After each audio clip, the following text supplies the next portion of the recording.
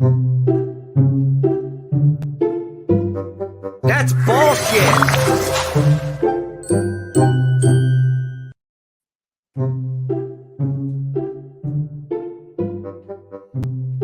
Hello, everybody in the chat.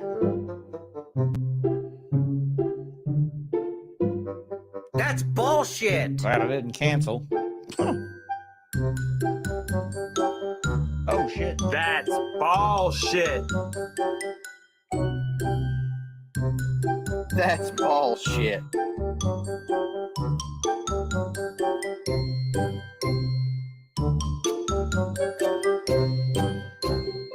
Well, everybody, hello.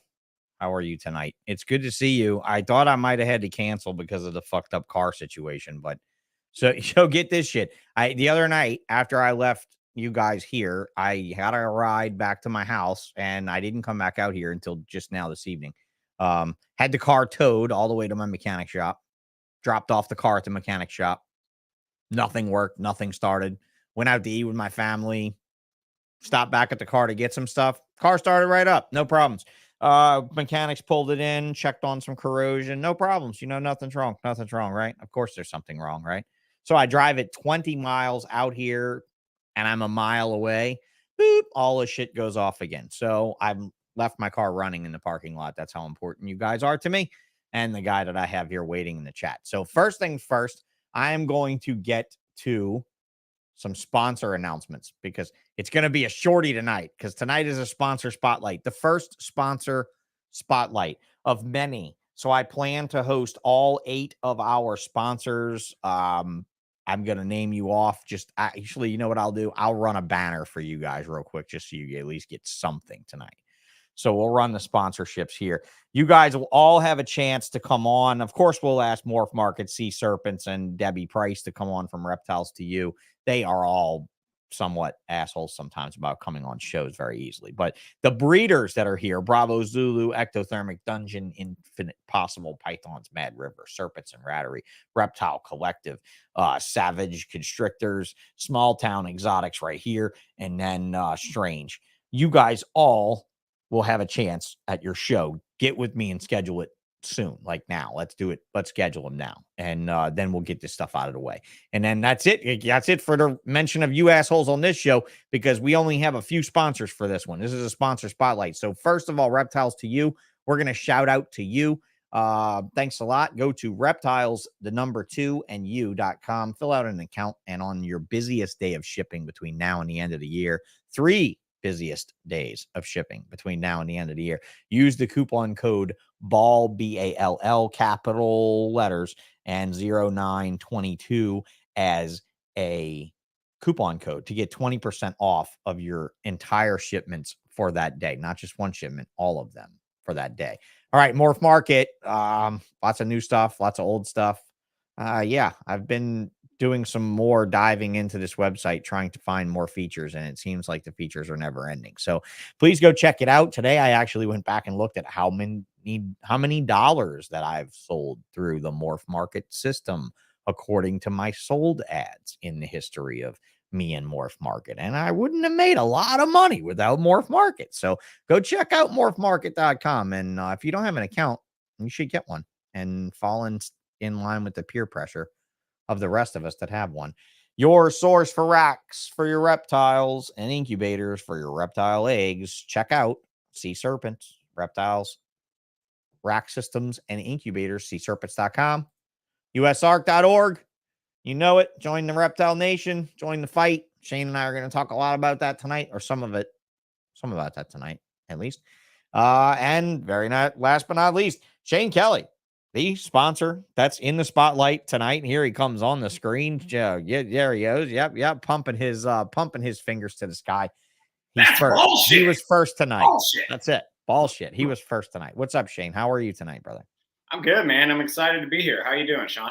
I'm doing well. I mean, I'd be doing better if I knew a little bit more about how to, appease the car gods and whatnot. Yeah. But, for a quick real run through, man, I really want to talk to you about when this all started for you. Okay. We're going to get into some deeper stuff. Like, I'm going to ask you a question in a little bit, but I'm going to let you warm up a bit first.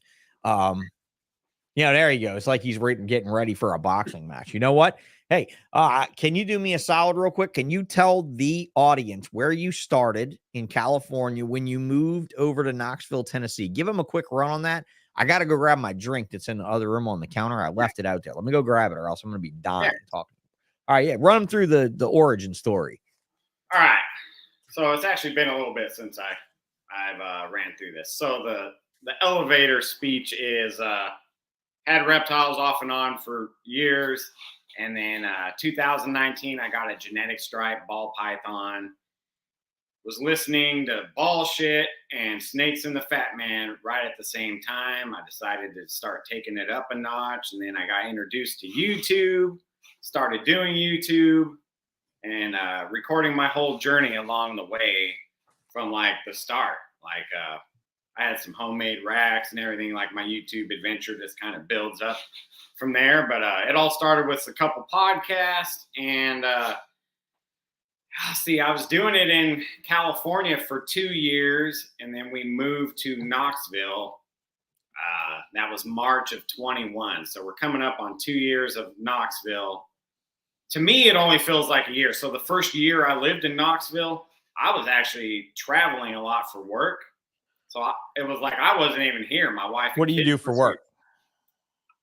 I was a safety manager at the time. I've since kind of changed directions a little bit to be home every day. But construction and safety, and I traveled a lot. Remember when I contacted you because I wanted to come by your fish shop and do like an interview on you for my channel. Right. I was actually traveling from Tennessee down to Corpus Christi, Texas for work. So I was like, I can route through Louisiana that way. Got you. And then on my way back, I wanted to try to stop because that one didn't work out. But you guys were having some like hurricane watch or something. So I ended up going up to Shreveport and coming over that way. Yeah, and if that was last year, that would have been the hurricane that wrecked me. You know, that would have been the one that destroyed my shop. So, you know, look, I built a beautiful thing. I loved what I built. I had a lot of fun doing it. I had a lot of fun running it. But in the short time that I ran it, I learned a lot. I learned a lot of reasons why I don't want to be in that business. You know, let's give a shout out to the people in the chat. Since you're not first and listed in the chat tonight, you're actually front stage and center. We'll start with Chris Osborne. Let's go already. This motherfucker said this at 5:36 in the evening. He was way early. Forward motion. Fuck, try to rewind a little bit. He was here at 5:45. So they were all trying to get in here to write the whole first thing. You know, that's what they're all trying to do. But I had done that earlier today. So thank you, Forward Motion, for at least trying. State 48, Joel, good show the other night with the MJ. I enjoyed the ass end of it that I caught. Thank you a lot for entertaining me in the chat for a minute there with a few things I had to say. I appreciate that, brother. Kaiju Constrictor is going to be a crazy one. I don't know if mines are going to be blown, but we're certainly going to try. Moose, and here's the girl on stage, the Jessica Hare, because I know at homegirl Jana's down here in her own comments. She's not even trying to, bro. Did you get that competition at all? Did you see it? Did you look it up? Did you see how far ahead this woman is already? Yeah, of course. She's like, it's a fucking landslide, bro. I mean, I wrote that in the you saw I scheduled her for a podcast in a couple of days. Yeah. So yeah.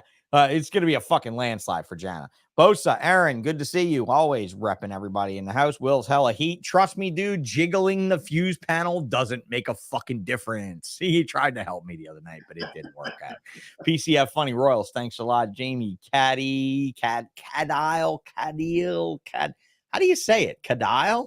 I want to say Cadile. Cadile. Yeah. Gotta show up for Shane. Nicest guy in the business. He's definitely the most podcast supporting motherfucker in the business. No doubt about that. Gomez, there you go. Look, he shows up for you. I had to wear this shirt tonight. Small Town Exotic shirt. Just got here today, just in time for this podcast. Like literally, my kid handed it to me as we were rolling out the door. It couldn't have been better timing. Corbin is down with the flu with his wife. I'm glad you guys didn't come around the shop this week, you sick fucks. Stay home till you get better. Smoky Mountain Balls, good to see you. And Snakes in the Fat Man stopping in to show support for the Big Red Machine. And that is a Big Red Machine, no doubt. Hector Garcia, good to see you. 4 S's. He did it anyway. He had to post. He had to do it. He had to do it. He couldn't just be him on the screen. He had to do it himself. So there you go. Fries, good day to see you down there. Jana, there she is. I saw her in the chat. I knew I was going to shout out to her. Strange. We definitely will get a showdown with you here very soon. I promise. Elite, Reggie's. What's going on, man? These guys are piling in for you, bro. 30 fucking people in here. I'm just going to whiz through. Courtney, if anybody needs attention and didn't get attention, to Canada with love. You got to love that dude. He's always posting stuff. Gee, the guy doesn't stop, does he? With his rat barn and his posts about his snakes, he takes a picture and posts it like every other minute, dude. You post more than you shit and piss. I just want to tell you that. Like, it's crazy how much that dude posts. Leviathan. Yes. Hello. And we'll end it there. Oh, well, hey, we'll let this guy in the door because he had to do it. Oh, you already know. I did. Yeah. That's it. He already had to do it. Already know. You already know. Marino, you already know. So, a lovely group of people in here for Mr. Shane tonight. Thank you for coming, Mr. Sponsor Shane. And I will put you on a quick spot and ask you a difficult question right in the beginning. What made you want to sponsor me after the way I fucking flamed out? Well, be honest. If it was for what Chris said, and if it was for the attention of me flaming out again, then say it. But really, no, because like I kind of alluded to that in the beginning. Like I said, before I had found YouTube, okay, I was just getting back into reptiles, man. It was you and Chris Eaton. I was doing like other podcasts, so I typed in Ball Python in the Apple Podcast app, and YouTube popped up. So I started listening to you guys, and then so like you guys are like how people talk about Brian Barczyk and all that. Like you and Chris Eaton were the guys that like, wow, this is like a real deal, man. I can do this, So well, damn. That's a high compliment to me and Chris both. High compliments around the room. Thank you very much for saying that. I mean, we definitely put in money and we put in an effort back then. We tried to do what we could do to open the door. And I think we did. I honestly think that he and I opened the door for everyone doing it now, especially anyone saying fuck doing it or doing anything even more brazen and brave than saying fuck. While discussing snakes, I think that Chris and I easily kicked the fucking door down for that to happen. I mean, I don't think we opened it. I think Reptile Radio opened the door, but I think we definitely broke it in for those people to come in the space. So I'm glad that you were a fan of that. But I mean, I flamed out pretty good. I mean, I didn't flame out like as good as I could have flamed out. I mean, I could have flamed out a hell of a lot worse than that. Like we all know that crashing and burning can look many different ways. What's up, Antoine? Get a shout out to the man. He did a pretty good little episode for us here. He didn't pull the numbers he promised me, but he he didn't pull the numbers he promised, but that's all right. I don't think I got a guarantee in contract to have him on for that. He did a great job though, and it was a great show. So yeah, what really?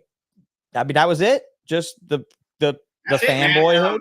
I mean, God knows I made it cheap enough. I mean, I think I said too, I was trying to get you on my channel. I wanted to see a bullshit return. So then when you were talking about it, I was kind of waiting, and then I hit you up, and the rest is history, man.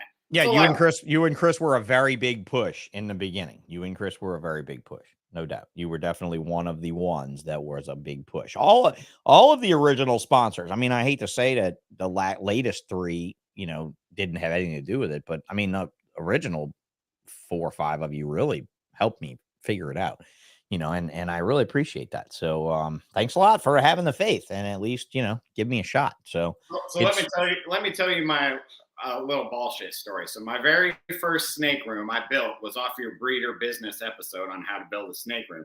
I probably listened to that episode 3 million times. I don't know, I'm probably exaggerating on that, but I listened to it a lot. But that's how I built my first snake room. And I thought that one that was hilarious too, when you're telling the guy, well, yeah, if you want to, when he's talking about using Connexes, like the the shipping containers, like, right. Well, yeah, they're too skinny and you can weld them together and they'd be all right if they got hit by a train and all. It's just hilarious, man. Yeah. So that's why I was like, well, thanks. The world needs bullshit again. So I'm on board. Well, thank you very much. I appreciate you helping me bring it back, because without you guys, I'll credit Chris as one of the main guys that really helped me drag it back in. Without you guys really helping me out by showing me that support, I really didn't know how to feel about it, because I wanted to come back in this sense that I have come back with, right? Like a lot more easygoing, fuck it, let the world go kind of thing, kind of attitude. And I think it's been a lot more fun doing this podcast, man. So I think, like I said, by the end of the year, we will have recorded almost as many episodes of this show as I did in the whole entire 3 or 4 years of doing it. So, you know, and thank the platform, though. The platform is where it's at, bro. This is where it's at. StreamYard, something like as easy as StreamYard, just to pick it up, start it up. I wish people like Tracy Barker realized that. You saw my post today, bro. I fucking totally threw her down today. Yeah. Ooh, I had to, bro. I mean, she gave me the fucking long kiss goodnight. I can't do that. Well, I like your reply. I like your reply too to that about you know, I'm trying to get you out there to people that might not be able to buy your books, you know? That's exactly it, man. I mean, I got a motherfucker from Russia that's going to comment on this in every other episode. You think he can go buy a book? Fuck, he can't even use American money, for fuck's sake. He can't even buy your t-shirt, for Christ's sake. He can't. Yeah, he can watch this. Yeah, he's probably watching this through some VPN or some shit. Yeah. I mean, it's just crazy to think that, oh, but we're still writing books. I kind of wanted to be like, damn, are you trying to sell a book that bad? I mean, like the way she worded it. I know that's not why she worded it that way. That's not what she meant.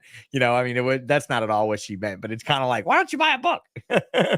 You know, but like, dude, you don't give me personal commentary in a book. You don't talk about the days before you met Dave in a book, right? Because she was a zoology, spelunking, biology nerd before she met the dude. How do you think she fucking met the dude? You know, I mean, he's older than her even. So I don't know. I like really had to challenge her, bro. Whenever people I was like, I got her number and I'm gonna message her down. I'm like, oh fuck. I didn't start an uprising. Here he goes again. But like I told Casey Lazick, Shane, don't do mine. Just do one. Right. Just do one.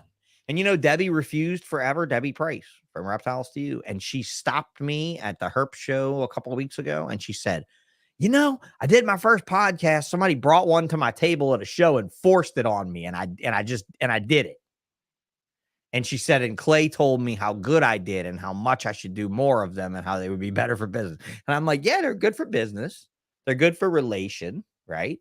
And it's Debbie Price, man. She's pretty much a sailor, right? I mean, she doesn't give a fuck about a lot. And it'd be nice to hear a lady that looks like your aunt, you know, basically give it to you. You know, give it to you how it is. I mean, I'd love to hear her on the show, but it really is like what I wrote, bro, is trying to bring her story to us because it ain't in a book. How do you do that, Shane? How do I do that? You're a sponsor. You're a very spoken sponsor. So how the fuck do we do that?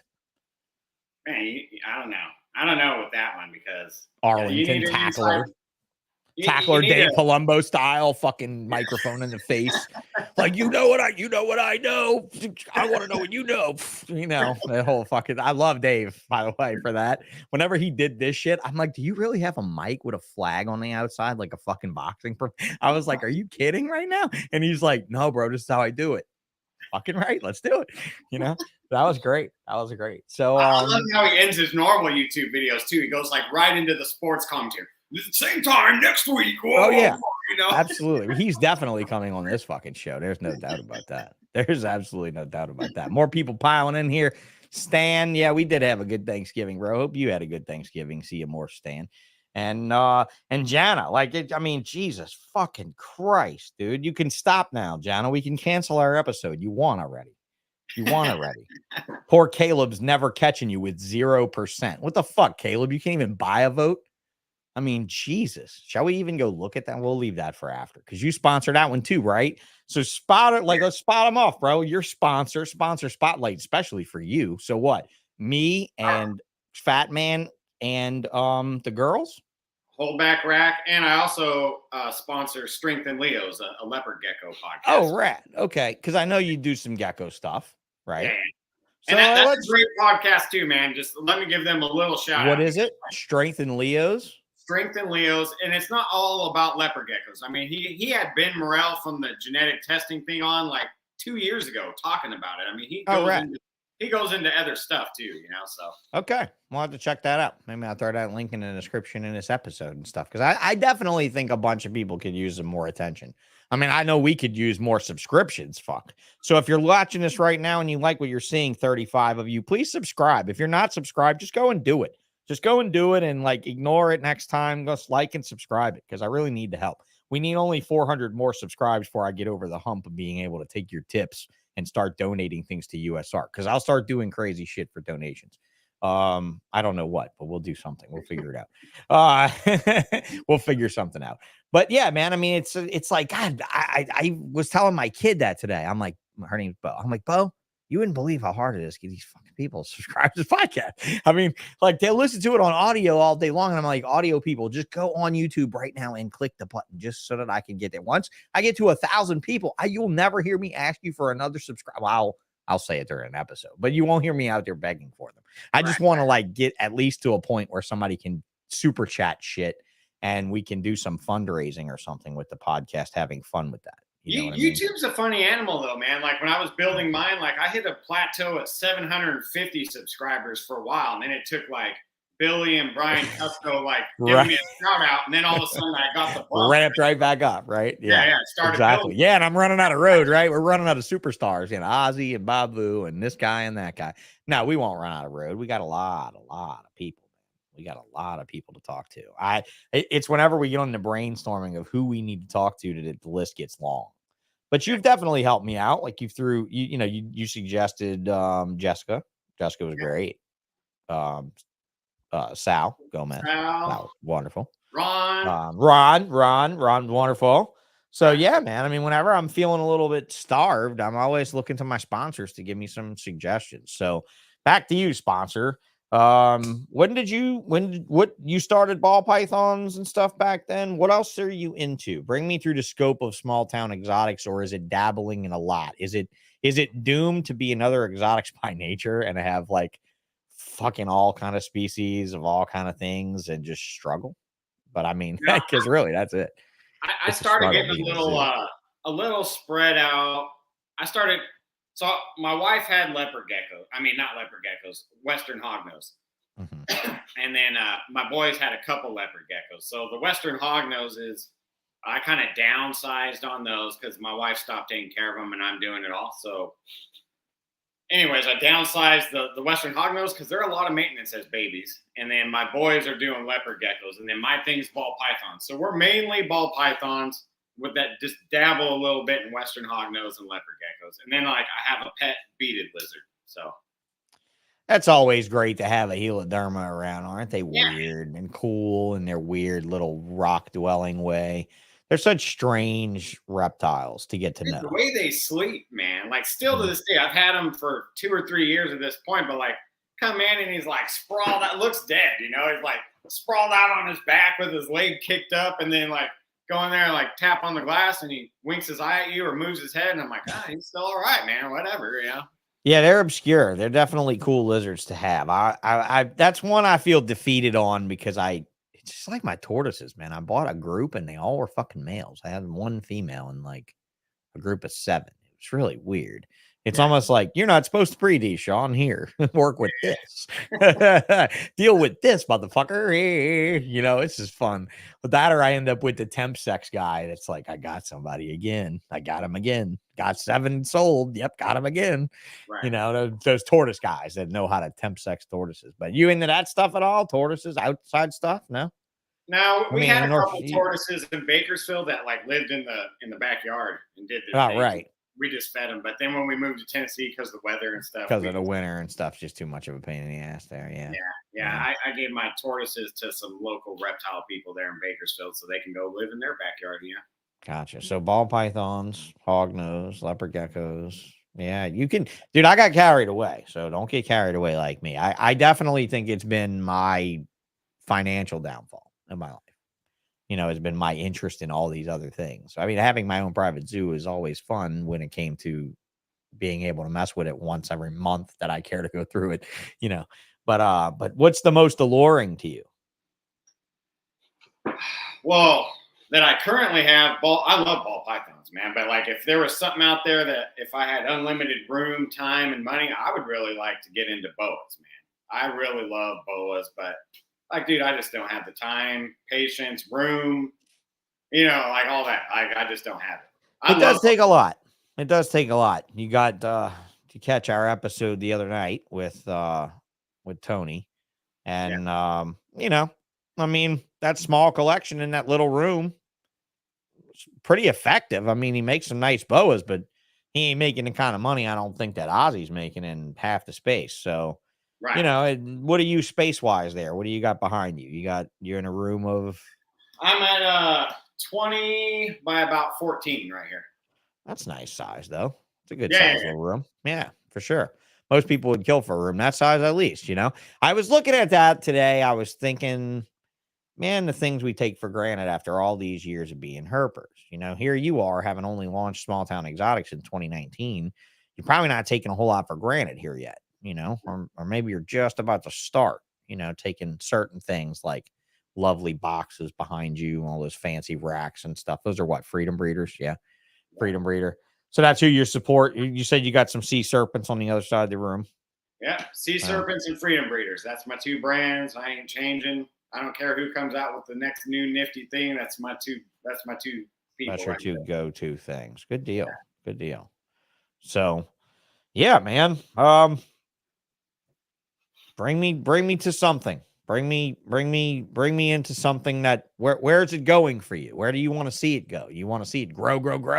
Or you just want to see it get super refined?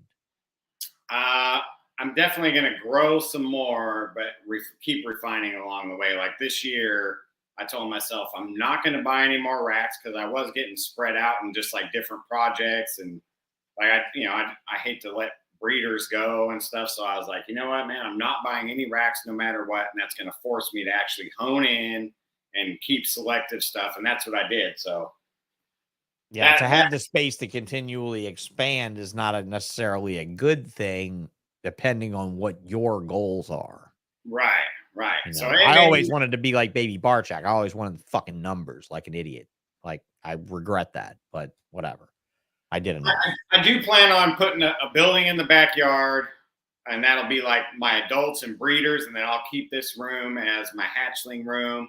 And it'll be like a form of biosecurity too. So like once the eggs are laid, they come over here and hatch, and they're just in a baby only room. And that's a good idea. You got show going, you know, animals in one area that are going to and from expos or whatnot, you know, and then they're going right back in the next spot. It's kind of like its own redundancy. If something happened to one or the other, I still have one or the other too, you know. Yeah, that security is nice to have.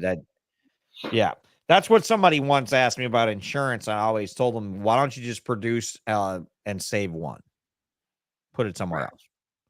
What do you mean? I was like, just put it somewhere. Just save one and put it somewhere else. That's better than trying to pay an insurance company, trying to have some fire system that is going to help you in the middle of that crisis. You know what I mean? Like, it's always something that like preventative stuff. Did that scare you at all coming up? I mean, I'm sure it scared you some. You got racks behind you that have heat tape on them, or are you doing ambient heat in there? No, I run heat. I definitely run heat. Right. I run heat and the mini split off of, one of your episodes. I run a mini split. Mini splits are great. Just don't use them for rodents. That's all. Yep. Yeah, man. So I use them for rodents. The whole thing. In my Bakersfield house, because it was a newer house, it had fire sprinklers everywhere. So I never thought about fire. Yeah, right. Yeah, because you're in Bakersfield, for fuck's sake. Can't afford to lose that part of California for sure. Yeah, that's the one part of California you can't afford to lose, the central part where all the crops are. Yeah. So you didn't really worry about all that much. I mean, bro, I'm gonna be honest with you. I've been worried about it for fucking 29 years. I mean, you know what I mean? 29 years of me doing fucked up things, like the other day talking about putting Christmas lights through a piece of 1x4. I mean, that's like fucking absurd, you know, I mean, risky, you know, but heat tape essentially just being so fucking dangerous. You know, whose collection just burned? Somebody's collection just burned, didn't it? A kid just lost a collection. This week on Facebook, I saw a building burned, full of stuff. Yeah, I didn't hear about that one. Yeah, terrible, tragic. I mean, when you see like fucking just sticks standing up, you know, fucking awful, you know, and my good friend Todd had his retic collection had to be extinguished and euthanized from a fire, and it was awful, like just so awful. And often I wonder when somebody's coming in like you, coming in early in the years, you know, or later in the years, I should say, where technology's kind of wrapped around it, bro. Like, look at that Freedom Breeder behind you, and this is nothing against Freedom Breeder racks. We're all using the same heat tape, okay? But that thing looks fit and finished. It looks beautiful. It looks like there's nothing in the world that will affect it at all. Yet the heat tape on it is inherently just as dangerous as the heat tape on somebody's wooden rack in, I'd say Tennessee, but that'd just be where you are.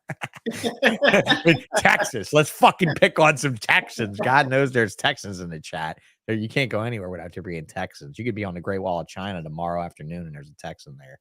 Yeah. You know, they're always there. Them fuckers are there like fleas. And they got a lot of uninhabited land for such a big state. I don't know how they're everywhere, but yeah. So we'll call them Texans. But yeah, man, I mean, like, it wrapping your mind around that kind of stuff, wrapping your wife's head around that kind of stuff. I mean, you know, here we go. We're all going to talk about the great fucking fear in our minds. My biggest fear is heat tape causing a fire. And I have seen, oh, here's Marissa. I have seen, a Texan. I have seen heat tape get hot enough and melt. I've seen it burn a lot of ways. I've seen, and I've also read the real guidelines on the original company that made it. Dude, Shane, it would scare you to death. The things that they say. You can't run it vertically. You can't run it taped to a piece of metal. You can't. Like, there are so many things that they say about the product. But basically, what is that at the end of the day? A disclaimer? You know? I mean, if it was that dangerous, wouldn't more of us be aflame? Right? That's how I always thought of it, right? Just to calm down the fears of heat tape that, you know, like Alan Hernandez said. My biggest. You know, I'm real cautious though too. Like, you won't see me running like a bunch of extension cords or any of that stuff too. Dude, my pet shop I worked at, the owner had the extra flex watt and she didn't want to waste it. And she had snaked it between cages like that. And so she just rolled up the end of it and just let it set on the shelf. And it got so hot being rolled up like that, being plugged in, that it melted itself together into the roll. And no one knew until I tore that section down, bro, that whole section had melted together. No one even knew. And I was like, you know how long we could have burned this fucking shop down? and the day the new owner found it, we were ripping out the old reptile section, and the new owner of the store found it. And he was like, what the fuck? If I'd have known this was here, I'd have just overinsured this place the whole time. And I was like, yeah, no shit, right? And he was just like, dude, this could have gone up at any minute. And I was like, I know, but it didn't. And it was the original Flex Watt from like the 90s. I mean, it was the first stuff, you know?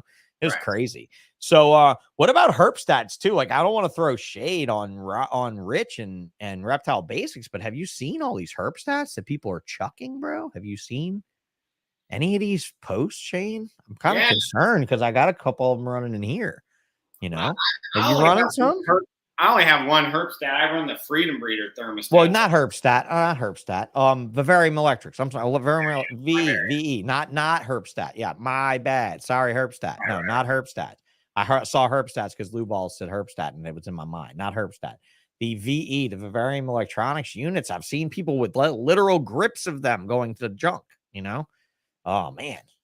Whew. Yeah, you know, I don't know. Like I said, I found using the Freedom Breeder ones. Yeah, those ones from him. How are those? Those seem decent. I like them, man. I do have one herp stat that runs my 2 incubators. I prefer the Freedom Breeder one, man. I just like the ease of use. It's easier. It's been pretty good though. It's been pretty reliable to you. I haven't ever used the ones that are on the newer Freedom Breeder stuff. Yeah, I had a brand new one that I got one time. Right when I plugged it in, that fuse in the back just blew. Yeah. And then so I replaced the fuse and it blew up again. So I just called Jesse, and Jesse just said, hey, send it back. I'll pay for it and I'll send you a new one. And that was it.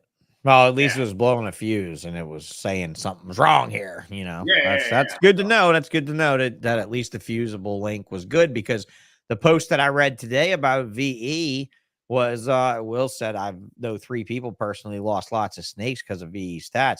The post I saw today or yesterday, it was yesterday, I think I saw it. I screenshot it and sent it to my buddy who's working on a whole new line of controllers that will be able to, like, imagine your Freedom Breeder thermostat and sensor push combining their efforts and being all phone operated with something a lot more. You know, it's good enough to run a reef tank. So it's good enough to run a reptile rack, I think, but I'm willing to test it, like, and put it to hard test before we actually release it. But I mean, I would like to see. I mean, I'm not going to be releasing it. I might be working for the company a little bit to release it, but you know, it seems like a great system though to be able to launch over to reptiles to where somebody like you could grow with. A guy like me, an old guy like me, would be like, "Fuck you, dude. I've got this and this and this." But if somebody was new on the scene and they wanted to grow with a product, you know, Right. I think that would be great. Marissa Ho said she's had a VE 200 fail and lost half the animals in the rack. Several more had to euthanize the following day due to neuro damage. I really am sorry, Marissa. That's awful to hear. Hate to say that I'm running a bunch of VEs here with good success, but that might come to an end because now it's a time thing, right? I mean, what do you know about a thermostat that's been run to control power that's gotten hot and cold, hot, cold, hot, cold for that many years? Yeah, I mean, I would ask you, man, like, how long is a thermostat even reliable for? Are we talking 5 years, 10 years, 20 shit. years? Are you gonna try to fuck with me right now, Shane? Are we I gonna don't get me know. I knocking mean, on? Are we you're gonna the be one that's knocking running on them. wood? Like I'm gonna be sleeping here in the snake building until you or I die after saying this, because I'll be knocking on wood forever. Be like do do do do do do everywhere I go. I'm gonna be knocking on shit.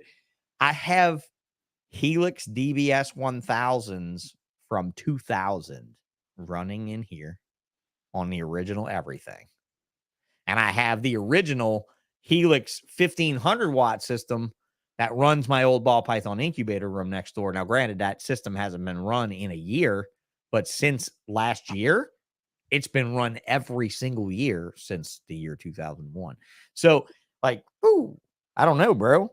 Like those thermostats, a long fucking time, but they're not built like these thermostats. They're not in a pretty box. They weren't made in China and they weren't designed to just be cheap for people to buy like that. I mean, when I bought the Helix 1500 watt system for my incubator, Shane, it came with a remember Radio Shack, right? It had the Radio Shack alarm system, had the remote dialer units that you could hook up to your phone. That if your alarm would go off, your Radio Shack alarm would go off. It would call your phone and tell you that your alarm was going off. Well, he had wired the Helixes up to those Radio Shack dialers. And back in the day, and this was in 2002, 2001, 2002, when I bought the system, I want to say I spent about $700 on it. All right. So where I had a 1500 watt proportional, so it would dim, right? Thermostat. Right. Then a dialer from Radio Shack with 2 different numbers programmed into it. And it would call us and I'd leave a message on the dialer like, there's a problem with the incubator. Get to the fucking shop. And then it would call me, my phone, and leave that message. And it would call my cousin's phone and leave that message and call my phone. And it would call each number 3 times. And it was cool. Right. But I called the guy and I was like, bro, can I send you some more money? And he said, what do you mean? It's a $700 thermostat. The DBS 1000 is $150 and everybody keeps telling me it's too expensive. Why would you want to spend more than $700 on the thermostat? I was like, bro, I just bought pinstripes for 25 grand and spiders for 15 grand. And they're going to have eggs. This incubator is going to have over $1 million worth of eggs in it. And I feel bad relying on a $700 thermostat. He's like, bro, if you want me to sell you peace of mind like that, somebody would make $1 billion car. And I'm like, good point. I'll buy the $700. And you know what? It's still running. Now, I don't run the fucking dialer anymore, but you know what? It would still trip the same way. It's crazy. Right. I actually have the dialer still. It would still operate. You'd have to have a fucking phone line, a landline to plug into it, you know. But I mean, it was very effective. But since then, Shane, like I've seen like the DBS 1000. Okay, so real quick, history lesson, right? You're watching bullshit. Helix, the company Helix, because you've heard of Helix, right? Most people have heard of Helix. Even new people have heard of Helix at this point. The guy that started Helix, that designed that DBS 1000 box, that gray box with the digital screen that everybody used for decades, he died right after inventing and patenting that design. And the guy who owns Helix, probably to this very day, Shane, he bought that design from the widow of the original designer. And the guy was not good with electronics. The guy that bought Helix tried to release a few extra models and it never worked out, bro, because he was just shitty at electronics. So, yeah, man, like I really, I don't know. Herpstat's still solid, but Herpstat, I believe, still all made here, right? Somebody's making that here. I think so. I got the Herpstat, the red one, of course. The red one. That one runs my Of course. incubators. Because when I bought one of my incubators, it had one of those old Johnson control styles. Oh yeah. Oh yeah. So I have that as a backup, and I'll run floor heaters or space heaters off of that or something. But And that's a big wattage machine. A Johnson or a Ranco can run a 1500 watt heater, a floor. But the whole point of that big Helix system was to run a floor heater, run an oil filled heater, so that I could have an incubator room the size of the room I'm sitting in right now, and I could put this heater right in the middle, and that Helix could control it and keep it. And no, but those Helixes didn't even have buttons, bro. They had set screws, and you had to dial them to where the light flashing and stuff would stay on steady, or it would back off. It would start to flash intermittently and then turn off. And you could dial them just right. And dude, when I tell you, this room is 8 by 12 by 8, Shane. And the best I ever tested that thermostat, it swung 7/10 of a degree in several days. Time, something like that. It was like 7 or 8/10 of a degree, something like that in days. So that, I mean, would be in an insulated room and the oil filled heater and the Helix. It was just a marriage of perfection. And I always loved that thermostat. And I always wondered, fuck, what am I going to do when this breaks? Of course, now I don't have ball python, so I don't have to worry about it. But, you know, guy like you're using a stand-up incubator still. Yeah. But you probably always will be, you know. I mean, fuck, look at Wilbanks is using them. I mean, of course, he's selling his own. I'm interested in trying one of those out, those Wilbanks ones. And at the end of the day, bro, ain't nothing stopping anybody from going and having a commercially made incubator made for them now. You know, right. I mean, you could take a picture of that Freedom Breeder rack and send it to China and get you a container full of them shipped here probably within the next 6 months. Right. You know, and I mean, be in business like that. And it's kind of why I was wondering some feedback on those Freedom Breeder thermostats. And I'm sure I'll have a lot more of them. So anybody posting here, anybody listening still with us, 37 people here, hit the like, hit the subscribe, and share in the comments your experiences with thermostats, brands, and stuff like that. That'd be a good comment run to hear your thoughts on brands and things like that. Let's see if we can start putting some comment threads together on this podcast too. So yeah, man. What else can we touch on with you tonight? Well, wait. Let me go back to thermostats real quick. Oh, so you want to go back to thermostats? My beaded lizard actually runs off of a little, like, $30 Inkbird. It's like a white box. Oh, yeah. Somebody did mention the Inkbird thing in here. Yeah. So, like, that's something I recommend to, like, pet owners that buy pet snakes on a budget. You know what I mean? It's like $30. It's got a probe. Yeah, Inkbird, cheap stat. They're not bad. I mean, they work good. Herpstat's best stat. That's what Holdback Rack says. Nick Kennedy says VE300s personally. That's the ones that really failed. So look out, bro. I hate to jinx you or me because I'm running that same one. Gomez says he remembers those. So, yeah, back in the day, because he goes back with Kevin Johnson, who, by the way, Gomez, Kevin Johnson hit me up this week. I told him we should do a podcast because Kevin's the reason that I got that such great deal from Ralph Davis back then. He pissed Ralph off and got Ralph to give me a really good deal. That was wonderful. I'd love to talk to Kevin about that, especially before I talk to Ralph on here. I'd love to talk to Kevin on there. Yeah. So let's, thermostat wise, I don't really know what to think about a lot of where it's going. I really worried for my friend trying to make one, but like I said, he's then making a controller for aquariums, which I think is more zealous than a reptile controller by far. Right. And like with technology, here's my outlook on all the thermostats. With technology the way it is now, I think our thermostats are way behind. Like, I would expect better displays, Bluetooth, Wi-Fi, blah blah blah. I know that, what is it? There is like one Wi-Fi one available, but it looks like it's from the fucking 2001 or something. You know what I mean? That's just my opinion. I mean, you got George Knack makes one as well. What does George call his line? He's always in the front of Tinley Park, right in the front door, right by the front wall with stuff. Man, I forget. That's not Herbstat. I don't think is him. I don't think that's him.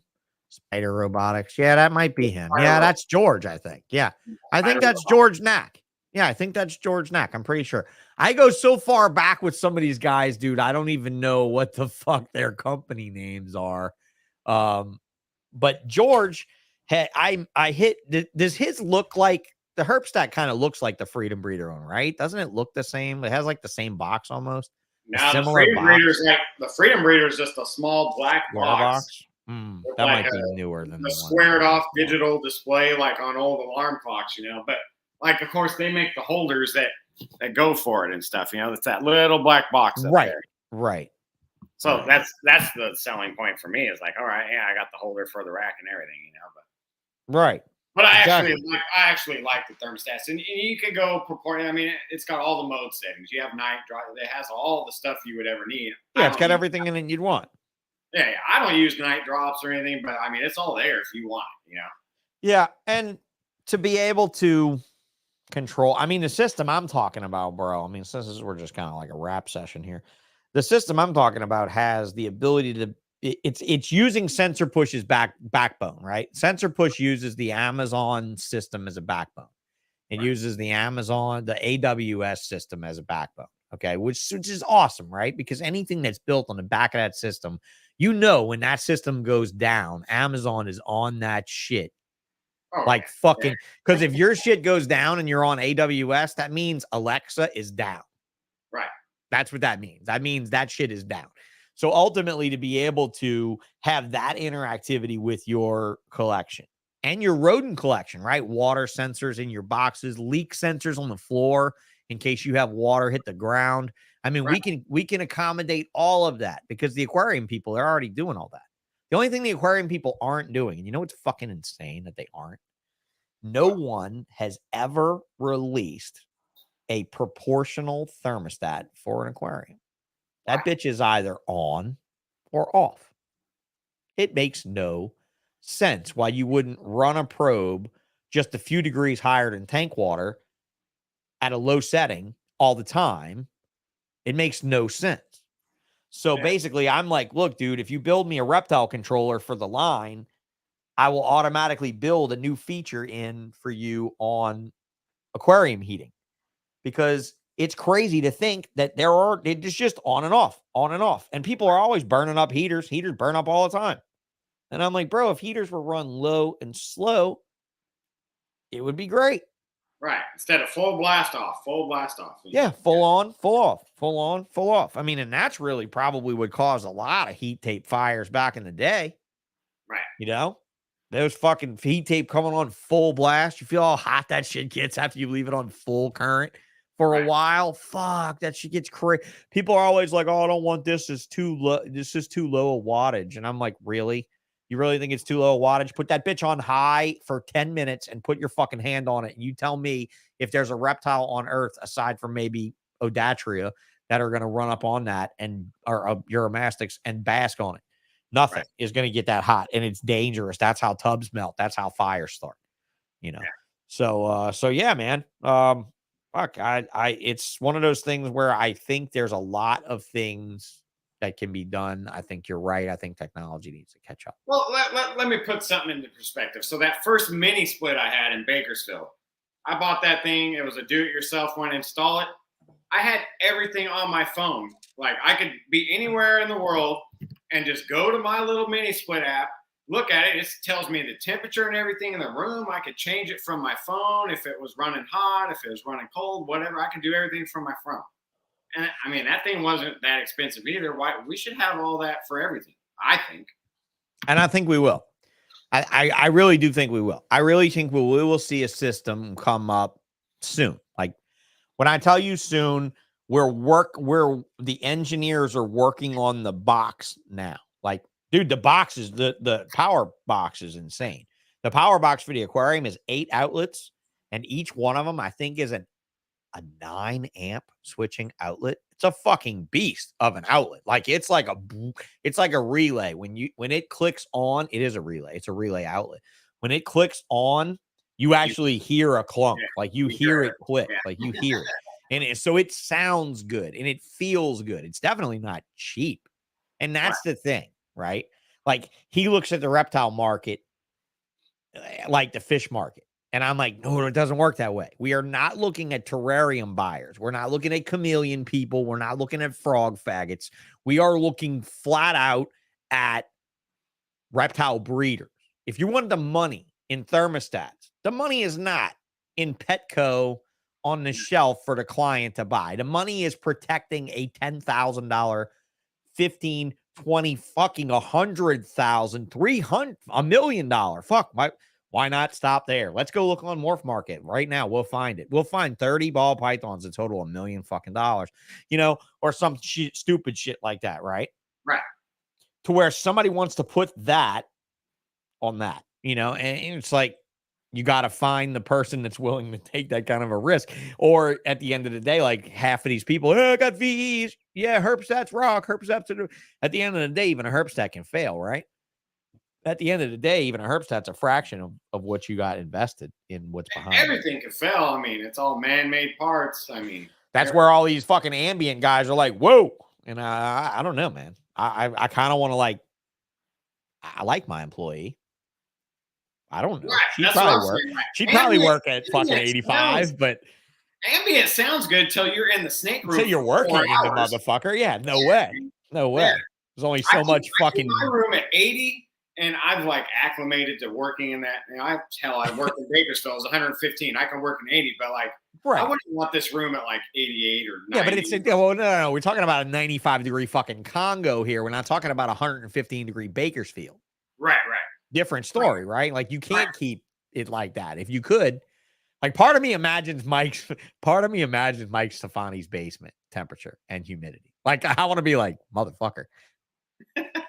In Louisiana, algae would be growing on the walls in this motherfucker, dude. I mean, really, that's how it would be. It'd be algae growing on the motherfucking walls if it was like that. So, I honestly, I don't know. I like the idea of ambient if I'm a colubrid breeder. Yeah. If I'm a colubrid breeder, right? Because it's dry and it's fucking 82. I can deal with that. But only if I'm a colubrid breeder am I an ambient breeder. And then Chris Osborne says, yeah, that's the only reason why I haven't done ambient. Even if you're running ambient, though, I mean, if you're relying on a mini split or something, I mean, those can fail too. Oh, sure. If you're running ambient and you don't have too many splits, you're just a cheap fuck. I mean, there's nothing else can be said about you other than you're just a cheap fuck. To be able to at least have two backups of stuff. And I think if I was running, I say that I'm running that baby room off a mini split. And if it went down, it wouldn't be good by itself, that's where I like plastic racks too. Right. I'll keep that in mind. That's where I like PVC rack systems a lot. I mean, I'm not a huge plug for any particular rack one way or the other. I believe if you have a large commercial facility, that stainless steel structured racks make the most sense. Right. They make the most sense from the buying standpoint, cleaning, employees climbing them like fucking monkeys. I mean, all of those things, because all of those things happen. But plastic, I think I got I'm going to say this, and look, I'm going to get torn up. I got better production myself from my ball pythons and plastic racks because I think that it did keep them better. Humidity and temperature snug. But I also ran a fucking comfortable facility, Shane. Right. I ran a 78 to 82 degree facility, so I'd have employees that were happy to come to work. Right.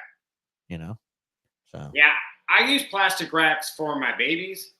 And I love the plastic rack for that, but I couldn't imagine running all of this in a plastic.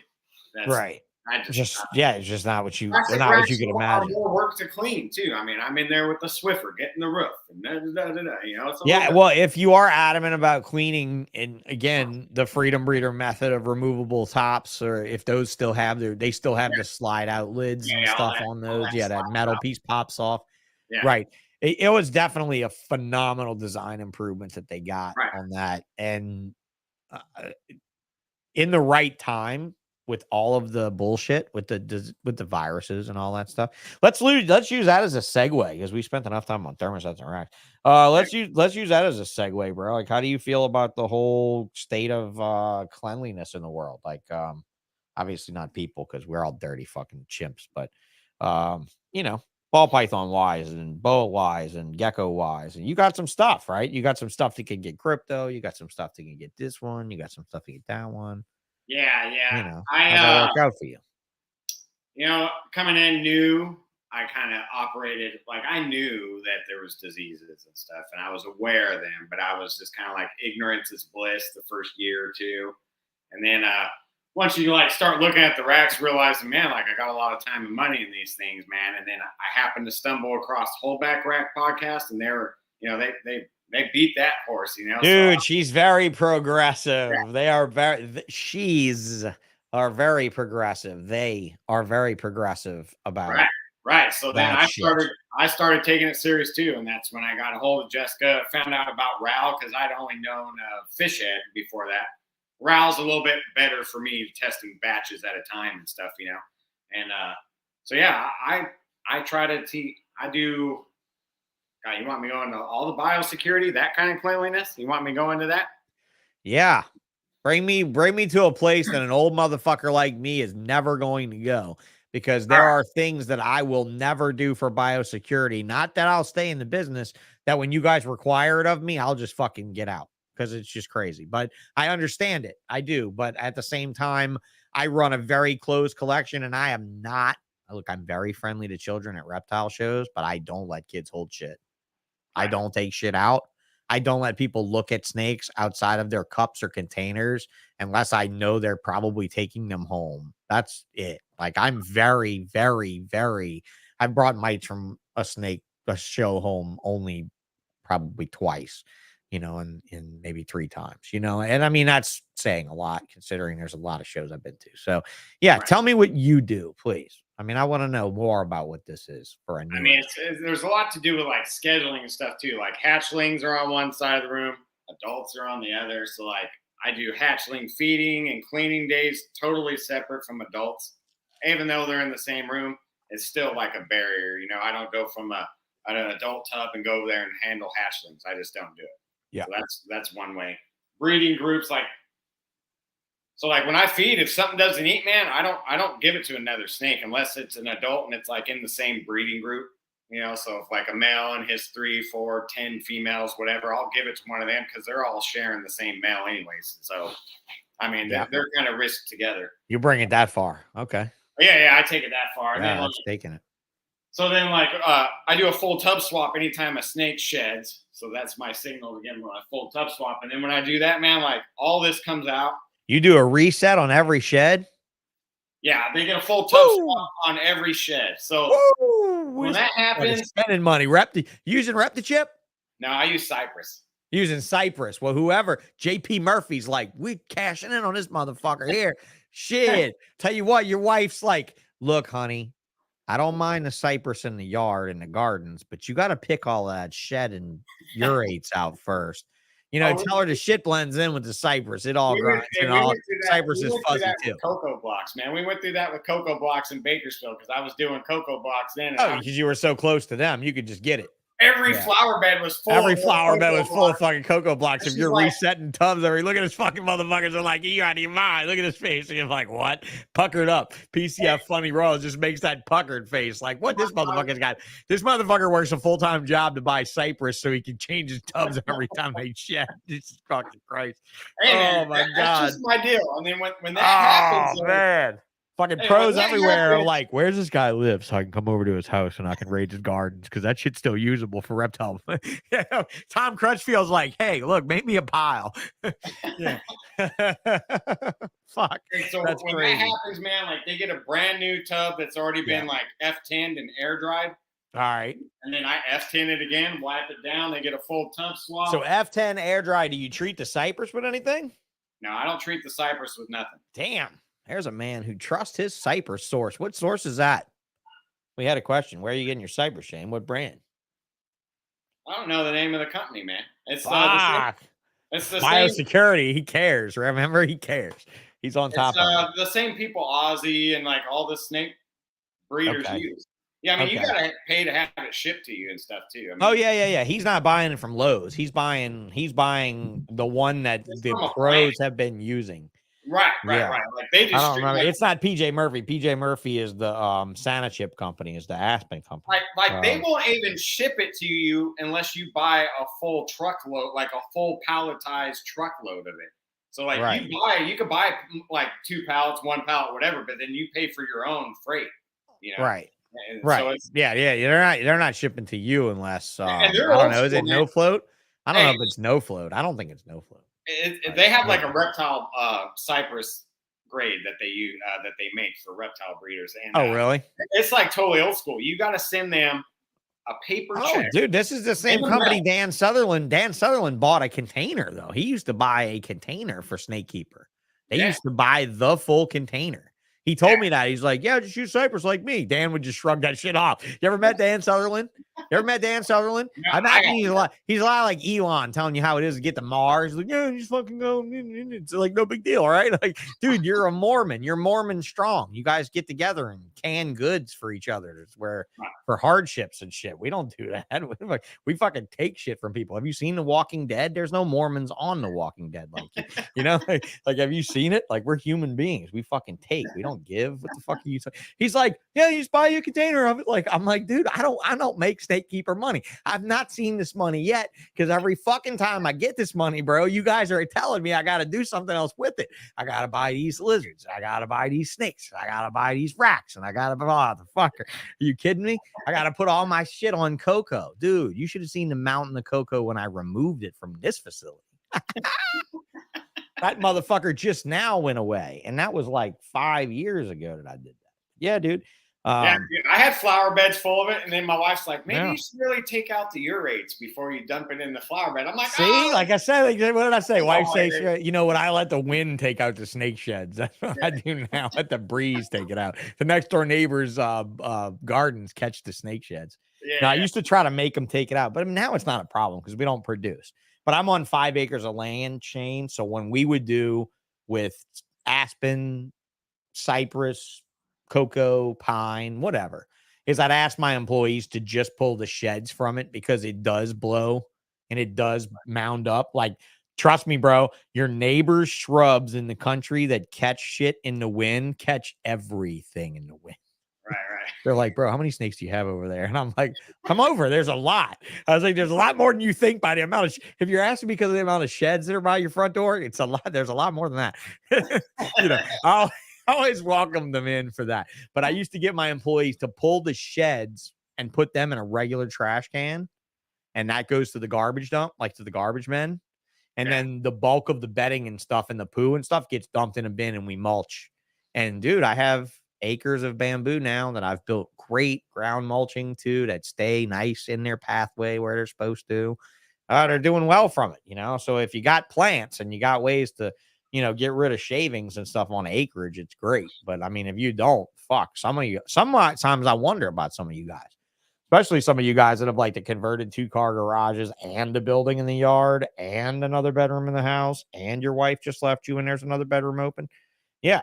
Those guys, I worry about, man, because where do you dump? Where does the shit go? I want to know, right? It's like vaporize. You want to spray it. Well, I wonder that with the people that are like my size or maybe a little bigger, but they also do the rodents. I'm like, oh, what do you do with all the fucking rodents? Rodent shavings, right? I mean, I've told friends of mine, I'm like, y'all can come mulch my land with that too if you want to carry your shit out here. I mean, I don't mind you doing it. You just got to spread it and do it how I want, and you got plenty of places to dump it.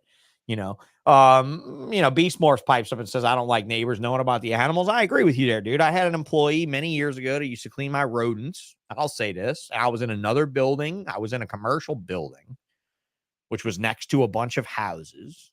And I asked my employees to do things a certain way. It doesn't mean that they always do them that certain way. And one of my neighbors found his dog brought a like rotten rat body back to his door. And I was like, dude, this cannot happen. This cannot fucking happen. Like, I had to stress to him so much that it couldn't happen that eventually he had to stop working with the rodents because it just became a problem, you know? But at that point, it's like, fuck, man. Like, you got a way you can dispose of dead bodies. Don't just throw them out with the fucking shavings. You know, that's disgusting because then they're going to draw flies and nasty stuff. Beast Morph said, my trash bin's overflowing every week with rat bedding. And yet you say, I don't like my neighbors knowing about the animals. Those are two very contradictory statements right after each other, bro. So you might want to edit yourself there. You know, the help is right there. What did they? Yeah. Get more trash cans, Beast Get more trash cans or hey, bro, like try mulching. Like try mulching some. I mean, it might not mulch as fast as you want it to, but I do want y'all to know something. Rat shavings, mouse piss and stuff, it might burn vegetable plants, but it won't burn bamboo trees. It won't burn roots. It's not like chicken shit. You don't have to mulch. You don't have to compost it first before you use it as a fertilizer. You can use your rodent bedding as much as it smells like piss. I don't care. Yeah, he says too smelly in a residential neighborhood. I completely agree, dude. I mean, you just need to beast morphs. All I would do if I were you is just go see if you got country around you anywhere and just talk to somebody with land and just ask them if you can dump mulch around like trees they want to mulch or something like that. You know, I mean, somebody's bound to let you do that. Most of the commercial rodent guys that I know here actually have a rural spot that they have worked out with somebody where they do go dump stuff. That's how most people I know do it, unless they're paying for a dumpster, you know, on their commercial property. My rat guy's right in the middle of Baton Rouge, bro, in a warehouse right next to a bunch of warehouses. He's the most hated motherfucker. And they've had everybody out there to Luke's too, bro. They've had the EPA out there and the SPCA out there and the CYA out there and the FBI. Every fucking person in the world has been out there with the sniffer device trying to get him in trouble. Right. And nothing. They're like, we can't do shit. He's ventilating it high up enough. Y'all just have to smell it. Sorry. You know, and they're like, motherfucker. And he's like piping it right out the back, right to a mechanic shop where these dudes have to work around it all day, every day. It's fucking horrible. I can't believe they didn't firebomb his ass out of there, honestly. I can't believe it. I can't believe it. Because that's one thing I really would not, Marino, you already know, says I give the garbage guys a good Christmas tip and they'll take a dead body and won't even question it. Yeah, well, you know, we have, some of us have that Ron Heisenberg type of hookup. You know what I mean? Some of us are in Puerto Rico. We can even put it in the ocean in some thick bags with some concrete. But yeah, it's horrible, man. The construction guys take it to the job site. That's funny. That's a good way to do it. Now this has turned into a brainstorming session about what to do with the shit you don't want. That's great news. A double bag it. Use the shit you don't want. But no, you're absolutely right. Like guys that are in setups like you that don't have land. I imagine Michael Graham has some land up there in Canada where he dumps his rat shit from Mike's Rat Shack. I wonder what Kyle Hoffman's doing with all this shit up there in Wisconsin, like in his little, because he's got a hell of a little rodent operation now. He's gotten up. Mark Bailey, there's another good guy to ask for. What do you do with all of that fucking rat shit, Mark? Like that's a lot of rat shit because you know Mark Bailey supplies like Twin Cities, all of Chicago, pretty much. I mean, that motherfucker's rodent his ball pythons are just a hobby, dude. Like that's just a side gig.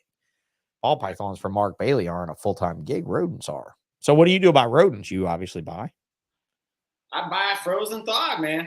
All right. There's a ball python guy that's doing it, kicking it on frozen thawed. Yeah. No problems, right? No problem. I have kind of cycled out some females that never, like ones I got as adult breeders when I first got in, they never did really want to switch. So I've actually cycled them out just because they never really wanted to eat frozen thawed. And I'm done making special trips to go get live, you know? So, yeah. But I vary my prey too. Like I use ASFs, mice, rats, chickens. Like my ball pythons are varied, well fed. So if you buy like anything from my freedom breeder rack and it doesn't eat for you, I'm saying you're doing something wrong because my things eat whatever. Well, I mean, I'll still give credit to the species to fast when you move it. Right. Still gonna fast when you move it. I don't give a fuck. Like, I don't think it's a professionalism thing. In other words, I think that it has its moments, right? Where people are like, I'm a pro, I know what I'm doing. Or like you could be like, send it to me, I'll get it to eat. You know. There's been some people where I just fucking sent out stuff and it just flat out didn't eat for them at all. Only a couple times.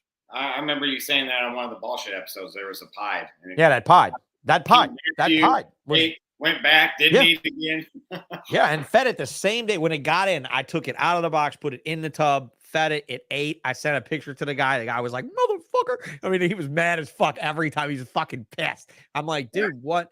I was like, that's why I said I was scared of aliens. I was like, scared of aliens. Because the guy lived in Roswell, New Mexico. Yeah. And I was like, you're just fucking scared of aliens, bro. You had a bad experience. I said, you probe it to check it? To see if it was a male? You know what I mean? You might have probed this motherfucker. He might be like, I mean, this is fucking Roswell, New Mexico. I got probed. Nobody's ever probed me before. Just saying, I don't like this fucking place. Get me the fuck out of here. I mean, you know, the CW or whatever the fuck, the WB, whatever it was back then, did have a whole TV show about it. Roswell, whole fucking show about it. But yeah, so it was Roswell, New Mexico guy. The guy had called Dan Sutherland, and we were just talking about Dan with the Cypress. The guy had called Dan Sutherland and badmouthed me for having a snake that didn't eat well with bad customer service because it wouldn't eat. And Dan's like, did you call him? Because that doesn't sound like Sean's snakes. Sean's snakes usually eat really well. And I was like, well, thank you for telling him to call me. And I ended up sending him a different pie, which ate. But that one went there, came back, went there, came back. Never went back again. I mean, after the second time, I was like, fuck you. I'm not giving you this thing back because I had kept it so long. I'd grown up to a breeder anyway. So I was just like, dude, will you take a baby? You're kind of a pain in the ass. And he took a baby, and then the baby ate fine. But who the fuck thought that one little thing would be so weird? So that's one of the things that I said in Joel's chat with MJ a couple weeks ago, was that I really think that these things are very individual. What are your effects of things in your short time? I definitely learned that kind of little tidbit from Bullshit, man. Like, I agree with what you said on one of those episodes. Like, give me that snake as young as you feel comfortable sending it, because I want it to acclimate here and grow up here. Yeah, please don't feed it. Don't even. I've had some bad luck, especially like with breeder adults. Like, they never really acclimate to me. Some do, some don't. Even buying like the smaller sub adults, you know, like snakes with a little bit of size, sometimes they don't really acclimate to me. And you know, I prefer to get my snakes as babies and raise them like the small town exotics way, and they thrive. That's my experience. And that's a good way of doing it. That's a good way of doing it. It's very good to understand, though, that the ball python is a very individualistic animal, and it can be very funny when you move it. Like you said, you get an animal, it's older. You get an animal, it's whatever. Will said, I've been lucky outside my very first snake. I've never had one not eat right away for me. I wish that was the case, bro. I just sold 2.5 to 3 foot, hard to say a weight, animals to a guy at the last Reptile Expo, the last Herp Expo, Shane, and he just texted me yesterday on Thanksgiving and said, man, we can't get these things to eat.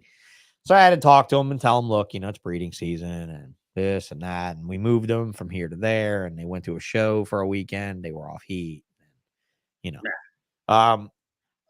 For somebody to try to wrap their mind around that, very hard dealing. This is their first 2 ball pythons, so they're not having a good experience, right? I mean, they're not having a bad experience, but they're not having this rat smashing experience I think they were hoping to have with their new pet ball pythons. But that also could be a big part of it too, you know, and it's like I told them that. So customer service wise, have you had to deal with that at all with anything? No? Hadn't had to have any problems with feeding or anything? Because I mean, I think it's inevitable in everybody's career. That I got rid of some het puzzle girls that didn't eat for that guy for some reason for a while, and then they started eating. So I felt bad the whole time because he's a friend of mine, and I was like, dude, you know, like, let's do something. Let's fucking brainstorm. Let's try this, try that, you know. And eventually they started eating. So, and then for not eating now, that's the only 2 that I know of. That's the only 2. And it was kind of, I chalked it up to kind of what you're saying. I moved from my place. I bought them in San Diego as babies, trucked them up to Bakersfield. Then they left me as sub-adults and went back down to LA. And they just, I don't know. They were in a little bit of shock, I guess. They didn't acclimate right away. Yeah, it would really scare me to move from a place like this to a place like Bakersfield. Yeah. Well, then, when I moved to Tennessee, this is like the complete with a collection, you know? Yeah. Yeah. Yeah, I don't know. I think I'd imagine the ball pythons are probably more comfortable in Tennessee. I think so. That year I moved, I had 17 pairings that I was hoping to get clutches from. So I was like, alrighty, I'm not going to get 17 because I'm moving, and 17, you know, whatever. I'm not going to get it 100%. Actually, that year I had 21 clutches. I had more than what I had planned. It like kicked everyone into gear, but it pushed everyone back to like this time. So like right now, yeah, I don't know the weather there in the dusty center of California where you guys pipe in all the water. Right. Yeah. It'd be kind of difficult without weather systems coming through regularly, you know, giving you cold fronts, giving you highs and lows, giving you pressure fronts. Oh yeah, man. Because like the rain, the I'd love to inversion meet a cable there, fucking. the rain goes around, so it could be like 2 or 3 years for getting rain in Bakersfield. You know? Yeah, that's the thing. Yeah, it's kind of interesting. It'll also be interesting for me to rehash this all with Jessica next year. Yeah. You know, My after having made my the move experience from with moving a collection across the United States was the first year was great production wise. I did sell off some of my breeders this year and everything, but it grouped everyone up to the end of the year. So like I'm dropping all my clutches in winter, like right now is my season, and then this year kind of got a bunch of girls that are just stalled out too. That shouldn't have produced the year before. So I don't know if they're taking a year off to recuperate. I don't know, but ultrasound, no ultrasound. Yeah, I ultrasound. So I got a bunch that are just sitting at 15, and they're not fucking cheater. That's all right. I love it. Yeah. I love talking to a guy who's been doing this. He's been doing it by name since 2019. He's got an ultrasound machine. Yeah, man. Hey, ultrasound's the way to go. Love it. Absolutely. I think every ball python breeder that spends more than $10,000 on animals needs to spend money on an ultrasound machine, especially to help you get started with things, to understand the way reproduction and stuff work. It's fun. It's just fun. It's fun, and it's sniping. Who doesn't want to snipe stuff? Who doesn't want to sit up high from a perch and make a sure shot? You can physically see, because like, Marcus James, he has that great tutorial. I've sent that link to 1 million people. And that tutorial is hands down one of the only ways to teach the noobs how to do it. But like you read that and it almost makes it like clinical. Like if you do A, B, and C, you get this. But if you're ultrasounding, you see some girls will be sitting at like 15 and shoot up to 30 in a month and a half, and other girls build real slow till the end. That's right. Like they're all their own animals, you know? Yeah, they're weird, man. I wish we could really get that to the spot, you know. It was pretty cool. It was actually that spinner girl I bought from you. I watched her reabsorb, and she reabsorbed back down to like under 10 in June, and then in July she was ramping right back up. So I watched the girl reabsorb, and everyone's, oh, she's done for the year. No, she went right back up and then ended up laying a clutch. That's kind of interesting. Yeah. That's interesting. That'd be a little bit more tracking on that. I'd watch her, you know? Right. So like when people tell me, oh, I think she's reabsorbing, I'm like, I know it's a long shot, but don't count them out, because I had one reabsorb and then go right back up. I can't ever say I've seen them go backwards and then forwards again in the same season. I can't say that. I'm not saying you're a liar. I just can't say I ever saw it. Oh yeah, my first year ultrasounding, I had a big old whiteboard with. Oh yeah, you were keeping track of shit. Like, oh fuck yeah, I was like a goddamn baseball card collector too at one point in time. Yeah, I knew the stats and every fucking thing.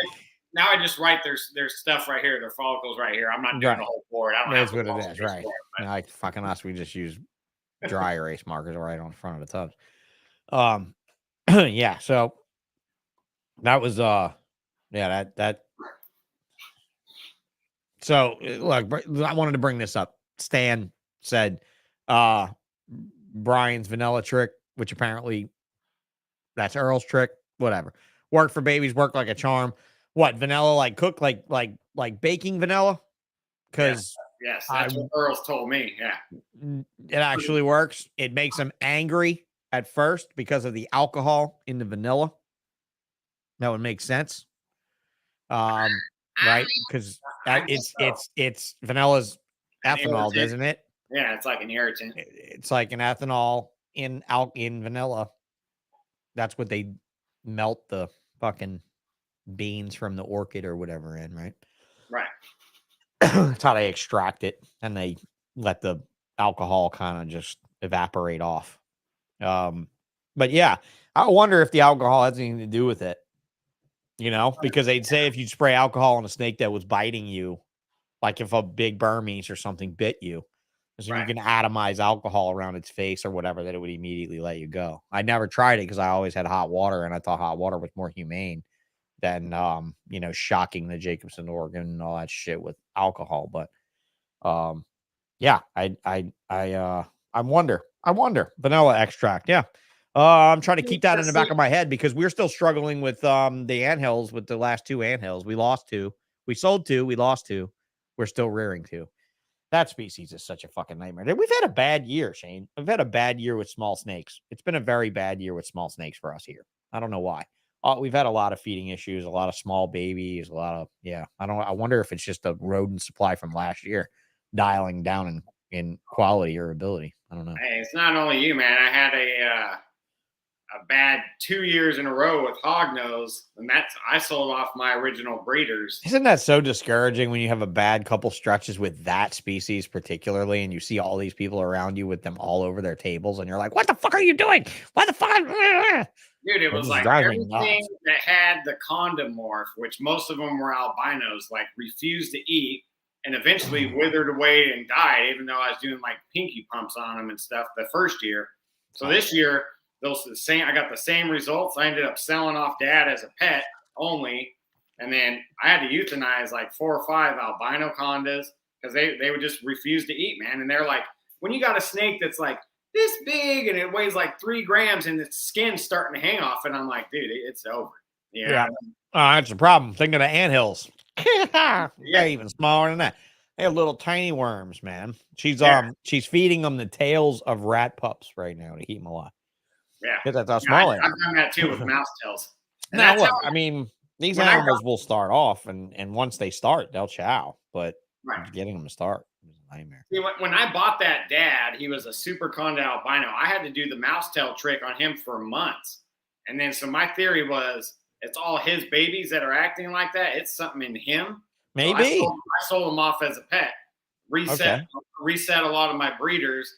So I won't be breeding any 2023, but 2024, I'll see what my results are and see if my hunch was right, man. It was in my breeding stock, you know? Yeah, for sure. That's an interesting correlation, though. And the hognose, when they do eat, I mean, the ones that eat, they're little pigs. I mean, they come out. Oh, yeah, they're chow hounds. There's no doubt. Yeah. They want to eat everything, including themselves sometimes, and they're they lock on themselves and sit there and chow. Yeah, they're your finger. Gotta watch breeding them. Gotta watch all it. Apparently the anthills and the Antaresias do that because quite a few people have told me they've lost their male or female anthill python by breeding them. Yeah, that's fucking. There was a male anthill adult on Morph Market for sale, and in the ad it said, "Sorry for the really big lump inside. The female's inside of him." Like the dude took the fucking picture to sell the shit. The fucking thing was all lumpy inside. No bullshit. I'm gonna go see if it's still on there. Yeah, he felt defeated. He went in there and was like, he was like, fucking 2 snakes for one, bro. 2 snakes for one. 2 snakes for one. That's it. I'm selling it. Taking the picture right now. It's gone. Oh yeah, it was bad. It was bad. Oh yeah, here I'm worried about that. Red reptiles. Here it is. Yeah, look, here it is. Right here. It's fucking lumpy. Fuck, it's so sad, bro. I mean, we're not laughing at your misfortune. That really fucking blows. Yeah. But it says pictured 10, 12, 21 just after eating a snake half his size first time. Oh, well, maybe he just gave, I don't know. Maybe he just gave it a snake to eat. Maybe it didn't eat the mate. I'm hoping it didn't eat the mate since it's the male. I'm hoping it didn't eat a female. That's not a female. He must have fed it a small snake, and I just read it wrong when I was going back to it because I read it real late. And I was like, what the fuck? This poor bastard. Beautiful snake. Those anthill pythons like to eat reptiles? Well, they're Australian, bro. So pretty much all Australian reptiles eat reptiles. There's just too many reptiles. There's not enough other things, Right. But I mean, really, like Colin Schumark, the guy I had on a couple weeks ago for Tuesdays ago. Colin down in Australia works a lot with Antaresia and catches them. He even said he saw a female, an adult spotted python eating a carpet python, like eating a sizable carpet python. So like something that was probably way too big for the animal to eat. Right. You keep in mind black-headed pythons and womas will probably mostly predate on small geckos and bearded dragons when they're small. Right. That's their common diet. Most of these reptiles in Australia, most of your, Antaresias, children's pythons, anthills, spotteds, all those. Carpets get a lot of birds in their diet, I'm sure, like because they climb a lot and shit. But dude, I mean, some of these things that he's talked to me about is just absolutely astonishing that they be that aggressive towards much larger reptiles than them, you know, kind of like, hey, I'm a king cobra, fuck you, you know, and they don't really care. But you know, some of those species have been fabulous to work with. Let's think about this real quick though. Eating a bearded dragon would suck, man. I mean, they're not soft. I mean, they're well, when the babies are babies, they're pretty fucking soft. So baby bearded dragons are soft. Now, I don't think they eat bearded dragons so much when they get bigger. I really don't think they eat bearded dragons so much when they get bigger. But like, when we're talking about baby black-headed pythons and stuff that won't eat. And you're back in the day, you were looking at a $15,000 per egg clutch, and a bearded dragon was $125. You were like, hey, bro, you got some bearded dragons for sale? I need like 3. Yeah. And that was it. Like, I asked Casey Lazick about this particular species right here, about Prothensis, about anthill pythons. My Casey, just tell me, please. We go way back. How do you get them to eat? Now, this was 10 or 12 years ago, probably, that he told me this. He said, you know, the Madagascan pictus geckos, Paradora pictus. And I said, yeah, you know how smaller babies. I mean, their eggs are like that big. Right. So their babies are tiny, but you wouldn't believe a baby pictus can eat a 2-week-old cricket and thrive. Its head is smaller than a 2-week-old cricket is big, but it will just choke the fuckers down. But when they hatch, they are so tiny. That's what he was using. Yeah. He was breeding pictus geckos, you know. And I was like, man, that was back in the day when I felt really weird about feeding reptiles to reptiles. You know, I still do. I was at the reptile show a few weeks ago and refused to sell all of my scratch and dent corn snakes that I sell for like $20 to $30 to kids. Dude, I'm talking, these corn snakes are crazy, Shane. They got so many kinks in them. They look like you could like scrub a board with them. Right. I mean, they look like fucking crazy. They look like they swallowed a toothbrush or something. Right. They got such a giant, I'm talking Quasimodo level freakish ass kinks. Every breeder in the world is chucking these things in the freezer, chucking these things to cobras. Dude, all we do is feed them. And if they eat and they shit, then they go to a kid as a pet. Right. That's it. This guy walks right up to the table on Friday. Man, these corn snakes are really good. They look healthy. They got kinks like crazy. He's like, but how much for all of them? And I'm like, all right. What are you running? A house of fucking freaks here over here? What are you trying to do? You work for a circus? I mean, we're in Lafayette, Louisiana, bro. He very well could be a part of a fucking circus. Right. And I think the circus could have been set up next door, which is why there's not another herp show coming back to that same spot. He canceled it. That's it. That was the last one. Man, I mean, I told him no. He said he was honest with me. He said, I'm going to feed him the small cobras. And I'm like, you're not going to buy them from me. Sorry. Right. I mean, it's just me. I'm just not. I just don't do it. If you raise reptiles that eat reptiles, raise the reptiles that they eat. Right. You know? I mean, so I don't think Australian species need that by any means. I don't. I think maybe back in the day when Casey was trying to salvage a $15,000 blackhead, oh yeah, get a bearded dragon and rub it on the mouse. Who gives a fuck, you know? Do whatever you can.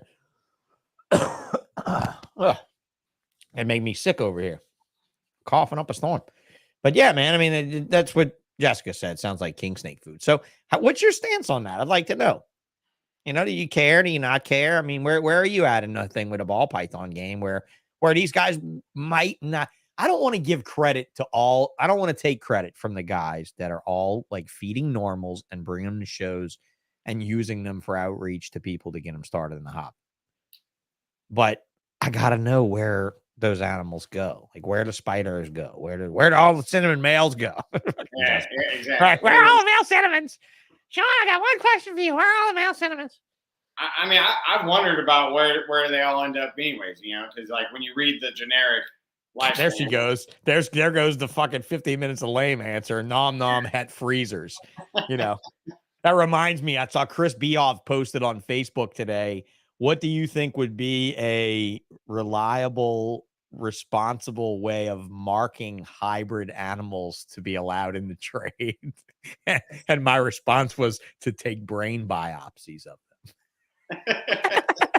That was my response. Like, should we microchip? Maybe we tattoo them. There were so many answers. Like, we should tattoo them. We should microchip them. I was like, why don't we just cut off their fucking heads and test their brains? I mean, that's how non-hybrid I am. But yeah, but where do you see this whole ball python abundancy thing? I'm not even going to talk about the number of them for sale on Morph Market. I wondered the same thing. Where do they all go eventually? You know, like, where does this shit go? We want to know. If they do, in fact, live 30 years in captivity, say 20 years, where the hell are all these ball pythons at? You know, I don't know. They live, bro, because I'm going to tell you right now, I got my first albino and my first hypo in there breeding right now. I mean, they're breeding still. They're from 2000 and 2001, and they're still in there rocking out with their cock out. I mean, they got no problems, you know? So at what point are we going to look back at that and say, where is this shit going? Right. And I thought my question was valid. Where are all the male cinnamons? I don't know. And like I said, I produced a few hundred of them. So are they all in pet homes at this point? No fucking way, bro. They're all in dirt homes, bro. Not in pet homes. They're in dirt homes, except for the ones that are loose in places where they can actually live. You know, South Florida and maybe extreme South California. But that's about it. I mean, there's really not very many places in this country that these animals can live loose. I do see them get kicked around reptile shows. I've seen a few breeders recently show up at reptile shows with some snakes that wouldn't sell if they were plump, Shane. Right. Okay. But these snakes have been starved because they won't sell. And I think it's horrible. Yeah. And I mean, I'm not saying that the hole is the cause. I'm not saying that at all. But like, I don't really know where it catches balance, you know? Yeah, I don't know either, man. And feeding reptiles to reptiles, I'm with you on that. I still get a weird feeling just when I see it. I know there's the cycle of life and the blah, blah, blah. We don't have to get all Lion King about it, but I'm just saying, like, I still feel a little weird about it. Like, and honestly, man, like one of those hognose I had that failed to thrive, I offered it to my beaded lizard. I felt weird doing it. Luckily, my beaded lizard just like turned his nose up at it. Oh yeah, like headbutted it and like didn't want it in there, you know. And which is ironic because they would actually share a similar range, right? I mean, they would share a similar range, so you almost didn't break any rules there, right? You know. And but my beaded lizard doesn't like it, so I was like, all right, well, there's one less thing to worry about. Yeah, but you know, I'm not all about like how you were in your situation with the kinked. Kinked corn snakes, king snakes, milk snakes. I would feel weird if somebody came up to my booth and asked, like, "Oh yeah, I'm gonna feed them all of my cobras." I'd be like, "Yeah, man, I'm just not. I don't know, man. Not cool with it."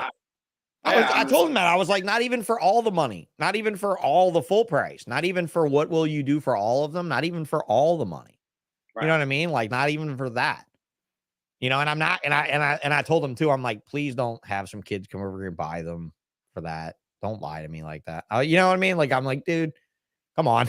Like, I've been to reptile shows. I know scumfuck when I see them. You're not one, right? And the guy was like, no, I wouldn't do that, bro. I just asked you and I was honest. And I was like, good. I'm glad you were honest. And I was like, but you might not want you might not want to mention that first. You might not want to lead with that, bro. You know, you might want, if you go on the next run, you know, just say it to the next guy. It might not have as much backbone as me, for as broken and as fucked up as mine is.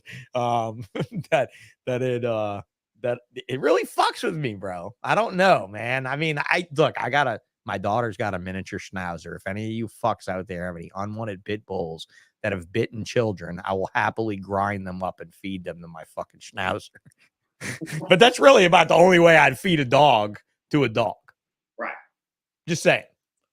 You know what I mean? Like, I wouldn't feed a bird to a bird. That's really fucked up. Right.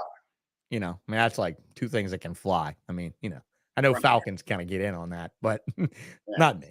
You know, I think about it and I'm like, you know, I mean, I'll wear reptile skin shoes before I'll feed a reptile to a reptile. But I don't know. I wouldn't really keep reptile eating reptiles. So that's just me. Yeah. Yeah. I mean, but on the flip side of that, when you have those stillborn like kink babies, I mean, if you had something, by all means, if you have them, sell them, right? Right. But man, normal ball pythons are so awesome in their sense that you don't see them enough. It's a healthy animal, man, and it's only or pastels or cinnamons or right. You know, like, dude, that's still a good animal for. It's ultimately going to be a don't breed for it type thing, right? Like ultimately you're just going to try to, but how do you do that? Because when I meet people that want to breed dogs, most of them come to their senses. Right. But when I meet people at reptile shows that want to breed snakes, which this is new to you too, right? So like you haven't even done your first reptile show yet, right? Yeah, coming up in December. Coming up in December, you get to fucking knock the training wheels off this fucking operation. Got a t-shirt, ain't never done a show. Yeah. Fuck. Done almost every show. Never had a t-shirt. Hey, I've been all online and doing great. The only reason we're vintage. I love that. I think everybody that was born during COVID in this, you and Jana King can say, oh, we sold out because we are brand new and everybody got paid to buy. Wait, I got to set the record straight. I'm pre-COVID. You are pre-COVID. You are definitely pre. You are not a COVID baby in this. No, you started well before that because I sold you snakes as my exit. That's true. My exit included you, then you don't count. Jana can't say that. Jana can't say, yo, you remember you shipped me that? I don't think she could say that. Right. But, yeah. I mean, what were you? COVID to my advantage, though, man. I mean, that's where my YouTube took off. Well, look. Everyone's at home watching YouTube. I'm making 2 videos a week. Let's roll. There's nothing wrong with that. And had I seen through the crystal ball I was going to happen, I still would have sold and went to the fish world. But that's all right. How about this? I didn't struggle through my first summer owning a fish shop. And well, my first summer, I opened the fish shop. My second summer was the first summer of COVID 2020, right? So I had money there, right? Because summers are horrible times, especially for retail stores, especially for retail pet stores, aquariums, reptiles, all that shit. Summer is bad news. Well, my first 2 summers, I didn't really have a summer, right? So, wow. What a graceful, like when I look at the numbers that we did at the fish store, I know I see COVID. Like, I'm like, bro, like that year, that business was 2 years old. You weren't making money and you were grossing over 300 grand a year. It's COVID. But I was dumping it all back in, right? Dumping. Because that's how I like to do. I like to dump things all back in and grow them. But now I'm on the decline. So you've set a limit for yourself, it sounds like. It's not going to get any bigger than this. It's going nowhere more than this. Or not much bigger. How big of a building do you want to put in a yard? Oh, I'll put probably Knoxville, Tennessee. I like 14-foot width, so I'm probably gonna go like 30 by 14. Okay. And that width is great. Yeah. That my iguana building's 14 on the exterior. Yeah. 14 by 28, 22 under roof, if I remember right. And I really like that. I was able to build 4-foot walk-in enclosures on both sides and have a whole 4-foot wide section down the middle, wider than 4 feet, obviously, but have those widths, 4 feet inside the cages on the sides and then 4 feet on the aisle in the middle. Fuck. And that was beautiful. And your racks ain't nowhere near 4 feet deep. I mean, you're 34 inches deep. So, you know, yeah, indeed. Yeah, I ran off your 10-foot working space minimum, and then I kind of figured from there. And I ended up with 14 on my first build. You did study. And then that's what I liked here. This was just it just happened to be like 14-foot wide here. Right. But I like it. Because I like a little bit of extra space in the middle. Yeah, no, I think 14 is perfect, Shane. I absolutely do. Like when I bought that iguana building and we built it out the way we did, I'm like, this is the width to have. Not 12, not 10, 14. This is the one to buy. Because I paid like $9 grand for that building. It's one of those portable wooden ones, you know? Right. But it's 14 wide on the outside and it's 28 feet long, but I had it made with a porch on the front of it, so my neighbors wouldn't hate it as much. Right. So it only has 22 foot of building and 6 foot of porch on the front of it. But I think it was like $9,700, super cost effective. We spray foamed the roof, the metal roof. We just came and spray foamed metal roof. You know what I did with the guy? I had him, I brought him a whole roll of house wrap because where they build the buildings is not far from me, like 20 minutes away. And they built the buildings indoors, you know, and then they just truck them to your location and just fork them off. I mean, I couldn't believe the size buildings they could do that with, bro. They can do that with like a 48-foot building. I was blown away by how big they can make that, you know? Right. And yeah, the guy just fucking comes right in and drops it down, levels it and all that shit. It was perfect, man. But I brought him a roll of house wrap before he built my building.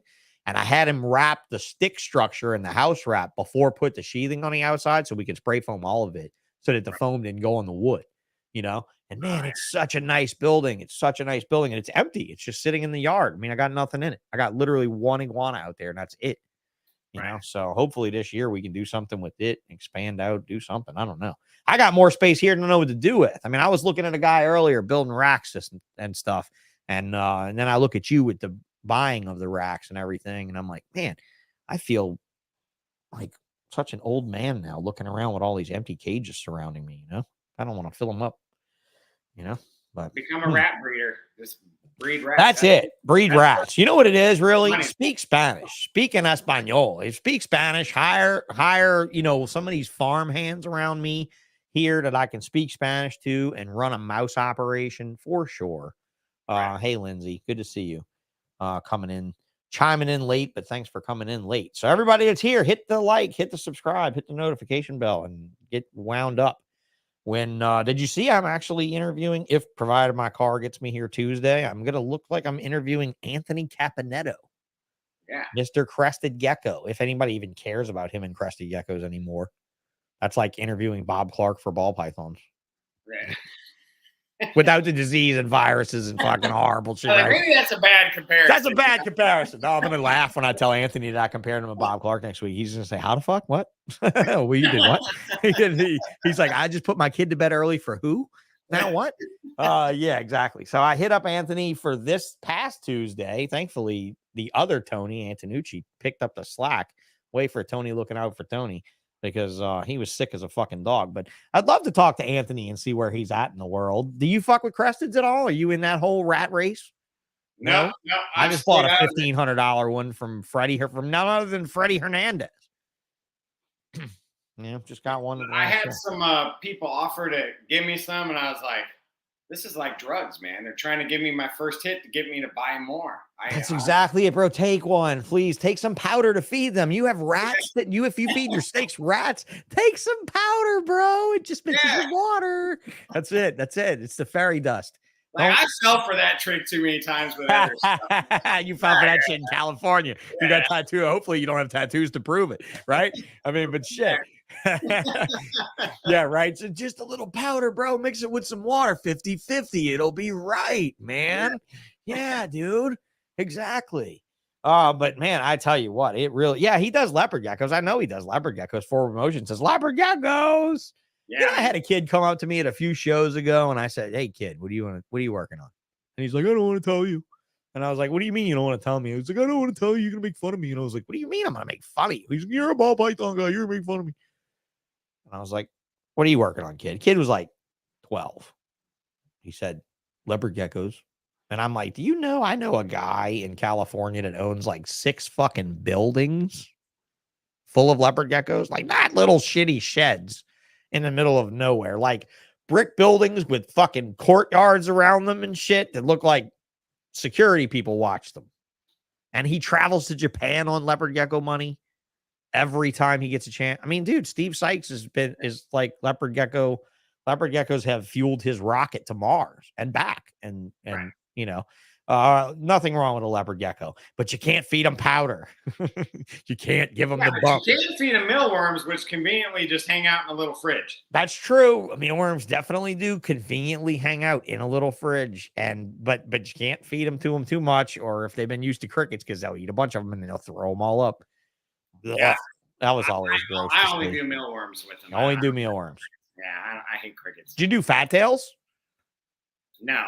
No? Leopard gecko buddies are trying to get me to try one, but I'll tell you what, if you want to try some fat tails, I've got, well, you know what? Look, when you have a chance later, go look at my EBN store at the fat tails I've got, because they're virgin girls and they're all fat and big. So if you do have any thoughts of doing albino fat tails or whatever, these girls are on their way, and I might even do a trade with you or something. Who knows? But yeah, dude, let's dive in real quick to your social media presence via way of the shared screen and look at the Small Town Xotics Instagram page. Oh, I sent you out a package. Do you want to show them the sign you painted? You want to do that? Yeah. It's not on there yet. So Shane did his own colored USARK Proud Supporter sign. It looks so dope. And I did a small town. Yeah, see, I gave it to you. Yep. But yeah, this was a do-it-yourself painted it, glued it. It's even got the little hanger things on the back. This is great, man. Yeah, good. I'm glad you liked it, and you didn't think it was hard, right, to do. So that made no big deal to do it, glue it together. No. It did take some time because, like, I painted. You know, you paint things separate, and I let my stuff dry for like a week before I even thought about messing with it. You know. Oh, okay, gotcha. Yeah, right. just, So you're a patient painter and assembler. You're not like me. You don't spray it together and use the spray. Use the drying spray paint to activate the super glue. You didn't do that. No. I'm exaggerating. Oh, this is one of Sean's signs. My buddy Chris sent it to me. I hacked the system and got one before they were released. Yeah, he hacked the system and got one before they were released. So my biggest hang up, guys, is painting. So Shane painted his own. I want you all to paint your own. I'm gonna start cutting these kits up and sending them out at a smaller price than I originally said, where you get to paint them yourself, or we can donate money to USARK. It's really, again, about raising money and about getting people that are creators. And Shane's got a YouTube, and Shane does creations. Getting creators on board. So thanks again for painting that up and showing it off. And you recently did my logo, a circle sign for me. Did a circle sign. Yeah. So I am going to video that whole process. Like dope. Painting, how I'm putting it together, because it's kind of like laying all those layers is super easy. It's not hard. You might think it's complicated when you first open the box, but it's super easy, man, to line everything up. And I just used some like the Gorilla Glue version of super glue, the clear kind, just little dabs, and then weighted it down, and there you go, man. That's it. I like the Loctite brand because they have the little precision bottles with the squeezy sides. If you've never used those, it's super easy to dot down it, and more than likely, I'm going to try to find a source where I could just buy a bulk of that, Yeah. Like I might just go to a local hardware store around here or something and just have them order me like a case of Loctite glue bottles. And that way I can put it all in the packages and just supply them with the sign, because I love how like individually controllable you can make the dots on those small letters. Cause those smaller cut letters are pretty fine cut. I mean, that laser cut's a really fine curve. So, for my circle sign too, I did buy some red LEDs because it's going to be lifted up on one level, so it'll have red LEDs. I'm so excited to see how that comes out and to see how it sits. We might have to make some out of acrylic later if it doesn't. And the LEDs were cheap. Hey, the LEDs were cheap. LEDs are stupid cheap. I bought the power supply and the strip where you can cut it to whatever length, and it was like $15, man. Yeah, they're cheap as shit. It was cheap as shit. Yeah. Yeah, Primitive said, damn, I'm freaking late. What's up? Yeah, what's up? It's fine. You're here now. Hit the like and subscribe, guys, because we don't have too much longer to go. That's Sky, Primitive Reptiles, man. I did a video with him a couple of years ago now, but he's a monitor guy. So okay. Yeah. He had a big water monitor at the time. Now he's doing Quince monitors, but he's a cool guy, man. I tell you what, his big monitor he had, like when I got to hold it and the way he had it tamed down and everything, man, that was almost like a spiritual experience, man. Just holding this dinosaur in my arms, man. A lot of times I'd say that's about what the Bauds looked like when they experienced rhinoceros iguanas down at Ty's and Iguanaland before they bought one that day. I mean, they left with one, for fuck's sake, They loved it that much that they left with one, because such an experience being around a rhino iguana that's this fucking big, bro. I mean, like something that's got a head the size of, and like I was showing you guys a video on Facebook a couple weeks ago of mine here, the adoration when you scratch their neck and they close their eyes and lean into you and stuff.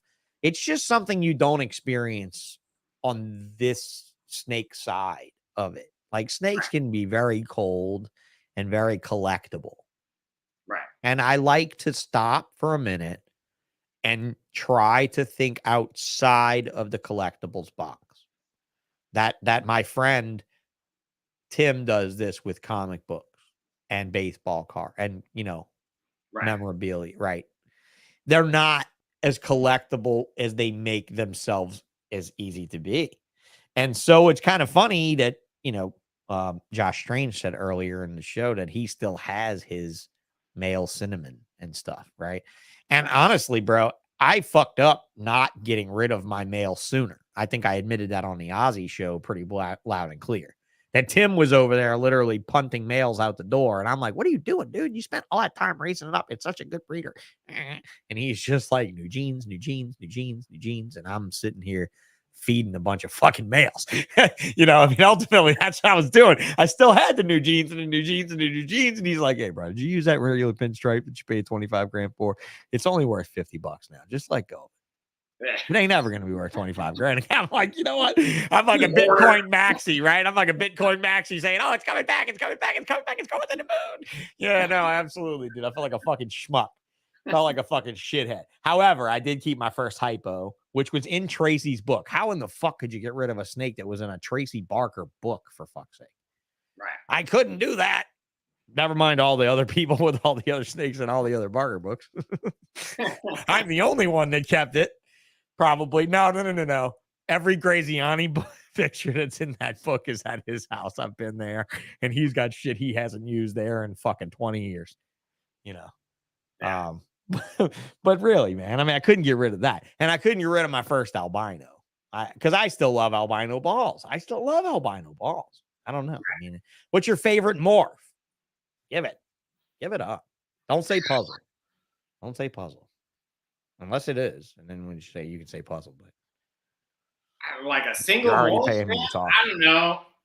I mean, if we're just saying like a single morph to anything, I mean, a pied is a pretty striking single. Pied's a pretty striking thing. Yeah, absolutely. Yeah. If I was a man on a desert island next to an island full of women, I would have a pied. But if I was an aspiring breeder and I was like going to say, Mr. Shane Kelley on his podcast with Sean Bradley said, what is that going to be? I would say if you're asking what project, I think G-Stripe Clown is the future. And I've been saying that. G-Stripe Clown. Man, that's the future. Throws out a combo of two things that I never, ever, ever would have done. You know what that means, folks? That means it's gangster and it's worth money. That's what that means. That means, wait a minute, Sean had Clown in 2004 and he had G-Stripe in 2002 and he still hasn't done that? Nope. He still hasn't done that. Yeah, anytime you think, Jamie says, anytime I hear G-Stripe, I think of Shane. Well, you know what? Sometimes back in the day, anytime somebody would have thought of G-Stripe, they would have thought of Sean, because I would have been the one that was throwing down a bunch of Stinny G-Stripe, pewter G-Stripe, all that fun shit back when it first started. But never would have really thought much about putting it with pattern genes. I did breed it in the puzzle and ultimately raised the hets and sold the hets and never saw what happened from them. But you know, I'd love to see what the bods come up with G-Stripe and puzzle, you know. But G-Stripe Clown, has it been hit? Is it like phenomenal? Yeah, dude, it's a cool, because the black back on the Clown, you know, and the way the G-Stripe has separates it into two sides, it fights. It makes like tiger stripes and chevrons and shit, man.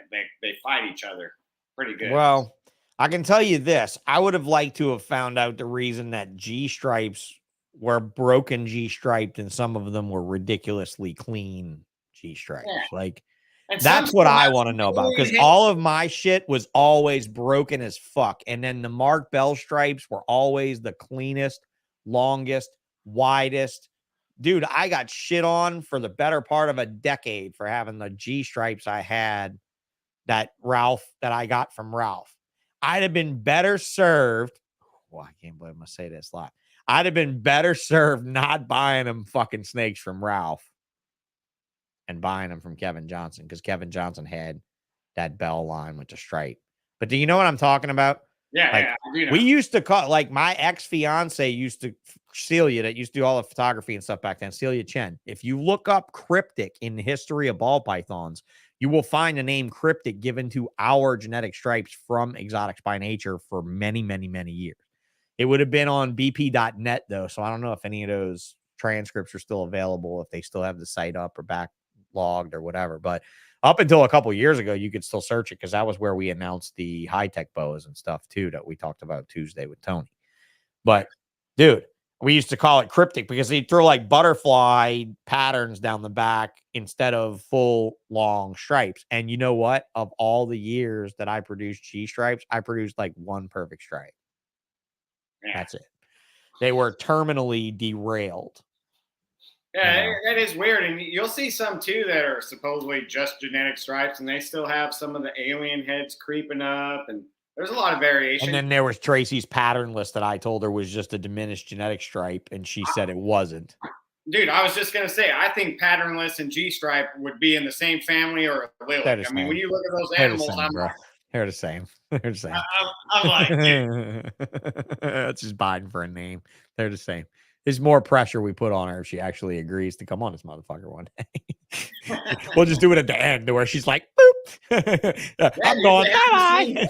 They have the same head and the way the eye stripes look. I mean, I'm like, dude, if that's not like some diminished genetic stripe. But well, it just is. That's why I'm saying I would like to understand why it is the way it is. Why mine were always butterflied and all fucked up, and theirs were always straight lined and beautiful and clean.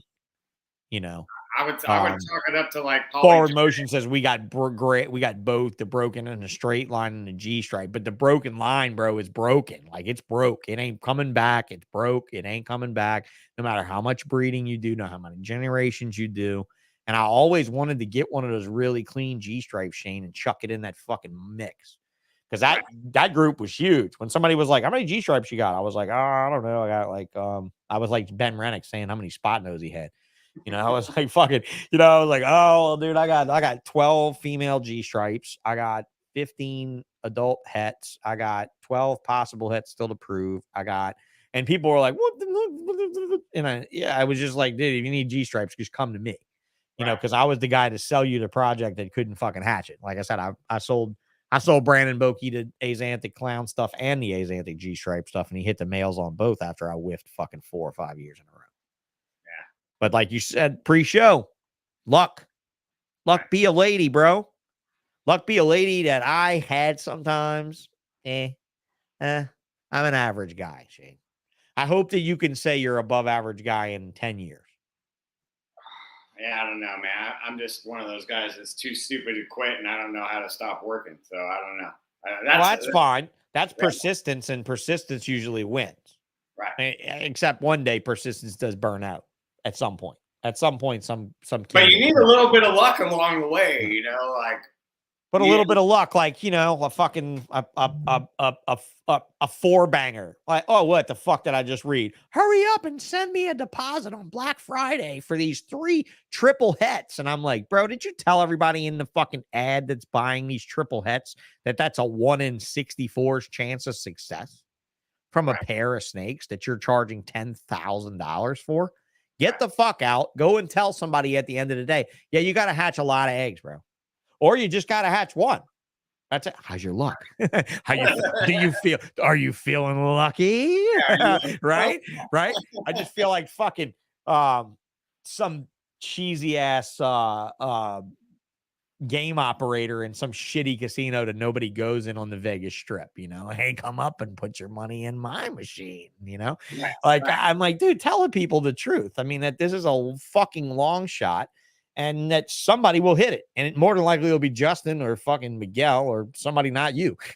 You know. But at what point do you put somebody's hope in a basket like that? I mean, how did you feel about that coming up the pipe? About the odds game coming into this new double, triple recessive sort of thing? I mean, does it feel like the odds are stacked against you, or does it feel like genetic testing is just in time? I mean, I don't really know.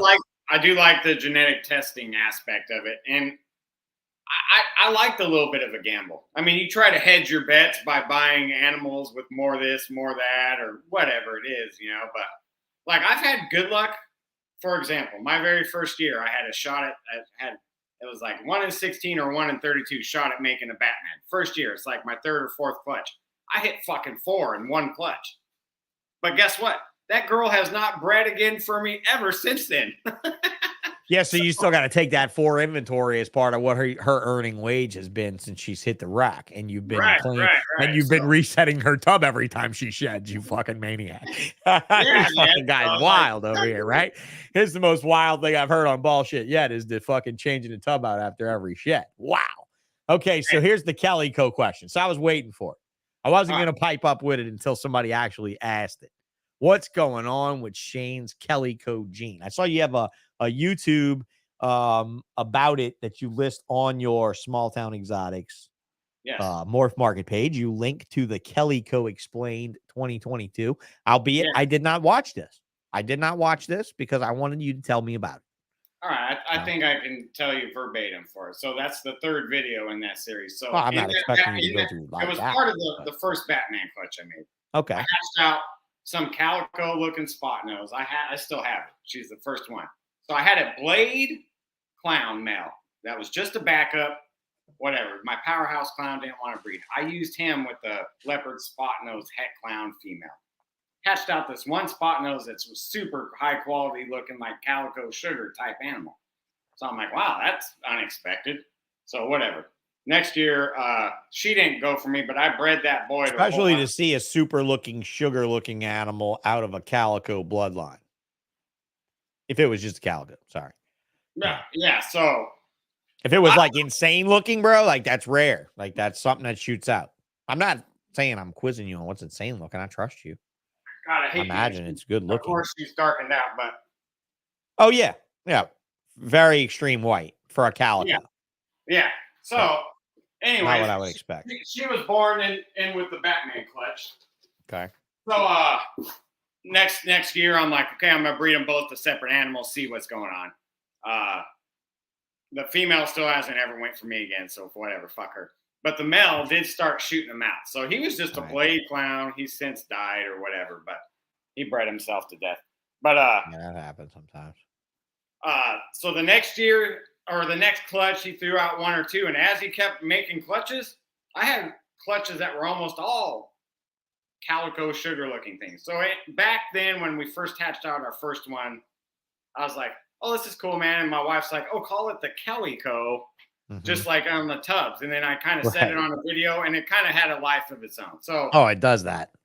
In a nutshell, man, I'm not saying like it's anything brand new. I'm just saying it. I don't know, man. The male didn't visually show anything, but he started producing them. So Calico wasn't in the line.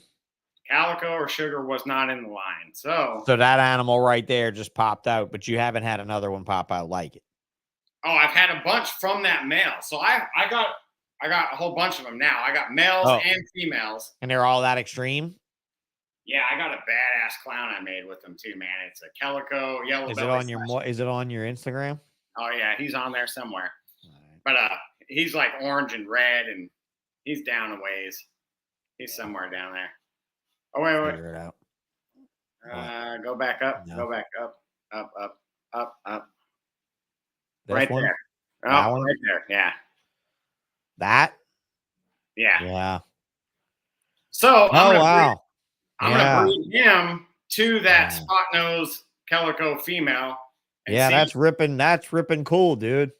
Yeah. White belly like that. That's fucking neat. Yeah, that's fucking neat, bro. So I'm this fucking thing is now gonna do more in captivity than it did in the wild. That's fucking bizarre. Right. Again, you guys have not been watching ball pythons for literally almost 3 fucking decades. I've been watching them for almost 3 fucking decades. And shit like this, unreal. Yeah. And that's predominantly that's phenotypical on all that fucking white belly thing. That's on all of them. That's the first clown, like visual clown that I made with it. So yeah, but like the other non-clowns have white bellies like that. Yeah, man. Not with that, because that one's a yellow belly / gravel. Oh, okay. That is a yellow belly also. Yeah. Okay. All right. That's the flames I'm seeing then. Okay. Yeah, that's the flames. I was like, oh man, I was really impressed with that before you said I had yellow belly in it too. I was like, fuck, that was me myself. You're still impressed, all right? You're still impressed. I'm still impressed. I was just a little deflated. That's all. So this year, hopefully, I'll be breeding him, or next year, whatever. I'll be breeding him to the original spot nose calico. See if there is some kind of super. I mean, at the end of the day, man, I tell people that I've sold a couple of them off, and there were people that like watched the very first video and have like they're emotionally invested in it, So I just told them, like, I'm up front with them. Like, this could very well be calico or sugar. I don't ride the wave along, I mean, I price them at the calico sugar market rate is where I price them. So I'm not trying to price gouge anyone. I'm not undercutting myself. I just price them right in that range. Because at the end of the day, it could be something totally different, but it's giving you that effect. So I mean, it doesn't deserve to be any less or any more, in my opinion. So it was great to see these little baby hoggies hatch now, but then they'll realize the pain in the ass that ensues. Oh yeah, Pain in the ass sometimes, though. Pain in the Yeah, ass sometimes. I think, My boy Nick does so well with them too. You know. I think a couple. I think out of all the albino condas I hatched, like 2 actually took off and thrived. All the other ones were, Yeah, that's a shame. yeah. That's a shame. I like leopard geckos, bro. I miss them, but I fucking hate crickets at this point and mealworms both. I'm really allergic to mealworms, so I fucking have a really hard time dealing with them. Speaking of genetic testing, you see that G stripe with the side pattern, that pastel G stripe? This one? Yeah, Yeah. I had her tested and she came back as het clown. So, bam! Really? Got the Okay. news on Thanksgiving morning, man. I bought her as a 66% het, and she tested positive for het clown. Now, how fast was the turnaround on that test? That test I sent in before the morph market thing happened. I've sent it directly into them. So it's I sent it in September, and I just now got the results on Thanksgiving. Okay. And that'll ultimately be the issue, right?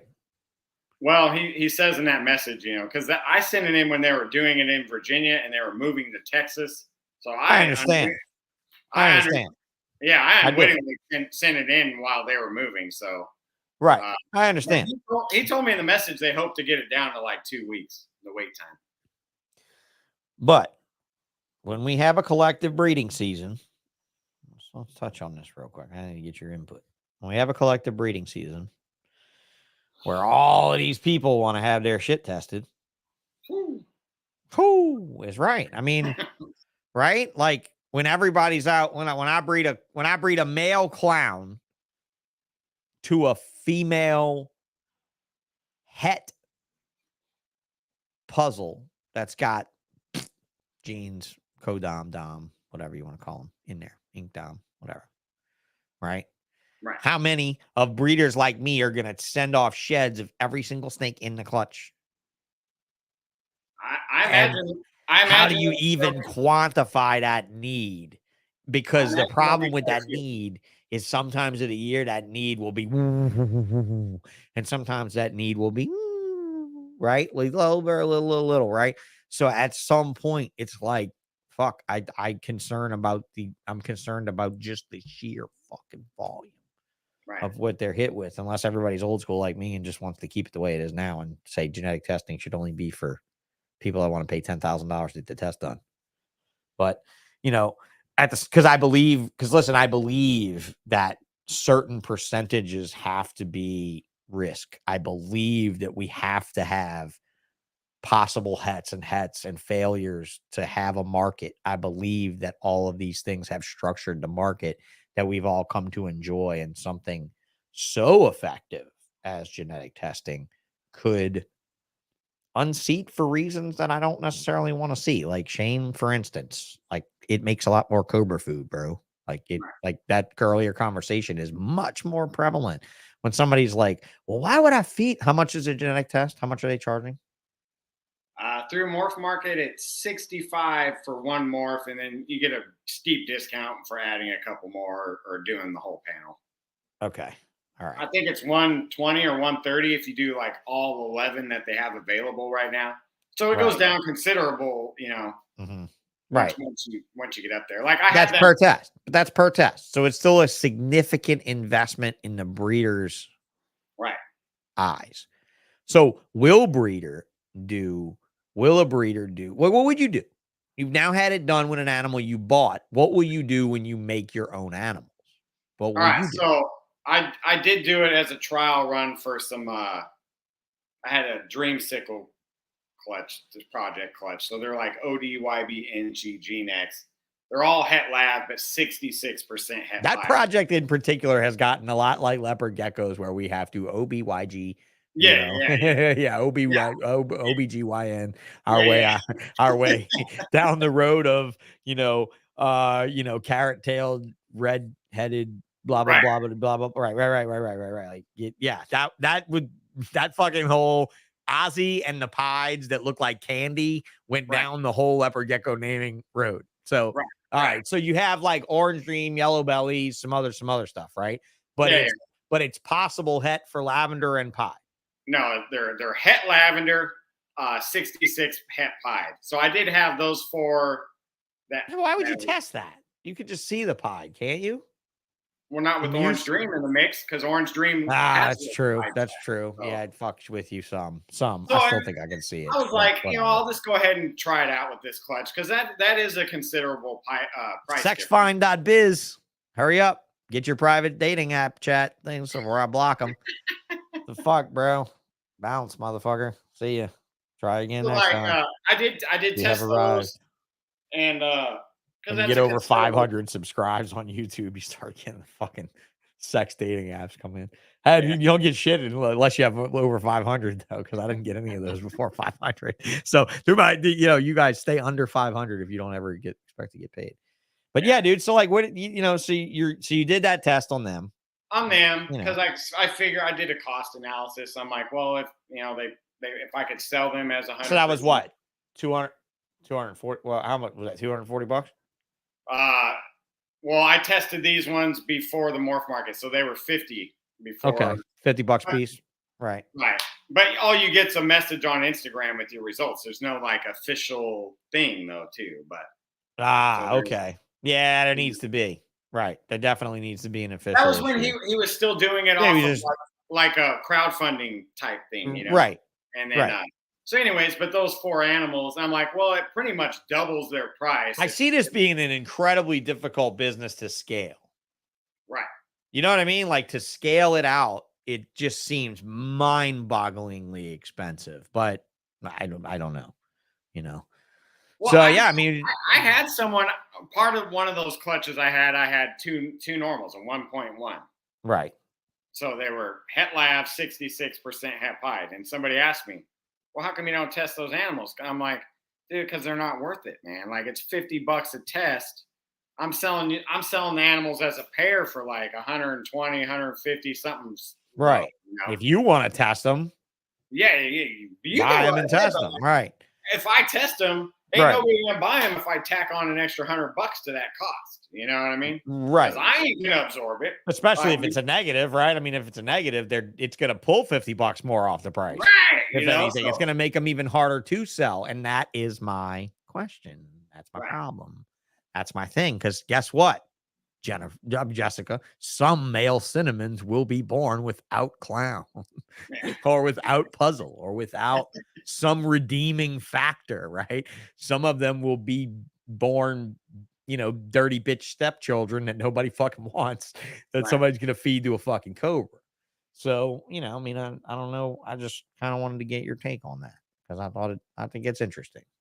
I don't really know how. I did test like another animal, that Kellyco clown with the yellow belly / gravel.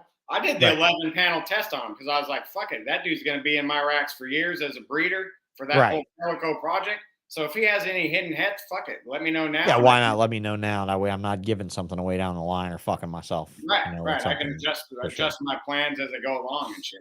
Yeah, I completely agree with that. So like for stud males or same with females, like look, I've got an entire clutch that I would send off sheds for right now. They have a puzzle test yet? No, they don't have puzzle. They don't have G stripe. Yeah, they're still missing. But I definitely. I guess they're working on hypo and DP. Yeah. I suspect once the hypo test is available, there's going to be a lot more hypos out there than people realize, since people seem to just hit those on accident. Oh, well, there was tons of those.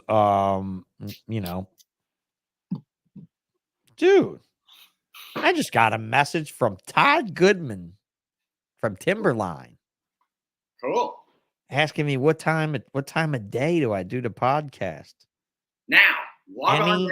Time you want, sir. Are you supposed to ask him, have you subscribed yet? Fuck no, I don't care about. I'm not telling that to Todd. We need Todd on this show on a Tuesday. Anytime you want, sir. Who's raised more money for U.S. Art than any motherfucker that I know alive? Jesus Christ, we owe our whole hobby to that guy. To that guy and Gary Bagnall of ZoomEd. Between the two of them, dude, we wouldn't even have this. You know that, right? Yeah, I remember. We wouldn't have this, bro. We would not have this without that man and Gary. Them two, unbelievable, altruistic motherfuckers to save retics and berms for crickets. Right. Them dudes don't sell you anything you use, you fucking greedy pricks. And you want to make fun of us ball python people and gecko people and all that didn't care about your big snakes when you have your big snakes because of us, motherfuckers. Yeah. I hate to break it to you. You heard it here on Shane's sponsor spotlight again. We saved your fucking asses. We, not you. Big snake people didn't save big snake people. Everyone else saved big snake people. Shut the fuck up and thank us. Yeah, really. Shut the fuck up and thank us. Cromdella coming in late. Together, man. Loyal to the others. What's that? We're all in it together. We all need to help each other out as yeah, I mean, at this, we're all in this together. I think I kind of worn that out during the video, but the video game that we played the last 2 years. But not gonna lie, dude. I mean, I think that we are really all out to help a lot, especially when it comes to people like that. I mean, I've always been blown away by tax. I mean, I know it's a good tax write-off, okay? Right. You know what? A guy that comes to this left a comment on the Ozzy episode, basically scolding Ozzy for wanting to get out of paying taxes after being a successful person in America, that you should want to pay taxes because that's part of being I was like, dude, finally somebody with something not positive to say about a guest, but they didn't say anything negative about me. I was like, how did somebody find a negative comment to say about only one post about a negative thing about one of you, what you guys said? And it was on Ozzy, of all people. it was on he who shall never do no wrong, right? I was on him and it wasn't on me. But it was like, I mean, the comment held water, but it was like, yeah, schools and police. And I'm like, bro, what my response was Ozzy is a property investor. Therefore, he pays a fucking lot of property taxes. Therefore, the police department and the schools and shit are paid for by Ozzy, because that's usually, I mean, in Louisiana, I don't know where it is by you, Shane, but property tax here pays for our schools and our local roads and shit. I mean, right. So to me, I think that a guy like Ozzy or a guy like Tim Bailey, who's like a mini Ozzy with the investments, is probably paying a pretty penny in fucking land ownership taxes. Oh, yeah. Just thought it was a really fucking weird thing to point out. Like, oh, you shouldn't want to do that, Mr. Osmond. Dude, you can't please everyone, they say. Not even Ozzy. Here's a newsflash, though. A guy like moving the amount of money around, like in property and stuff like that, pays a considerable amount more in taxes than somebody with a W-2 job. Absolutely. Absolutely. And it's the American dream to live and not be taxed to death and try to, at least. And when you listen to like Robert Kiyosaki and stuff, like the Rich Dad Poor Dad guy, I mean, he teaches you how to be smart about it so you don't pay as much in taxes. And I don't see anything wrong with it. So I don't see anything wrong with it. Yeah, right on, Ozzy. Rock on, rock out with your rock out, no doubt. I mean, I thought it was a very interesting, bit. It was an interesting weird thing to point out on a reptile podcast. Let me dig through this reptile podcast and bitch about this guy talking about, avoiding taxes. He wasn't talking about like incarceration and avoiding taxes. He wasn't talking about like an Al Capone level of tax evasion or avoidance, but it is what it is. Like I said, I just fucking suck at making money, dude. And I do want to congratulate you on something that I think definitely needs to be said. In my opinion, needs to be said because I know it's hard work. One day at a time, your 5-year chip, bro. Congratulations on being sober and everything. I know it's hard work. I wish more parents and spouses and loved ones would kick the sauce and move on with their life, but it's tough, dude. It's tough. So I'm glad the sobriety's been in your life and been treating you well for all these years. And I'm sure snakes help a lot with that, right? Oh yeah, man. This industry. It's just not helpful for a drinker to go to a reptile show. You just got to tell them that. You just be like, I'm in recovery, bro. Just leave me alone. I don't want to drink. Yeah. Right. That's it. You just got to be like, most of them will leave you alone then.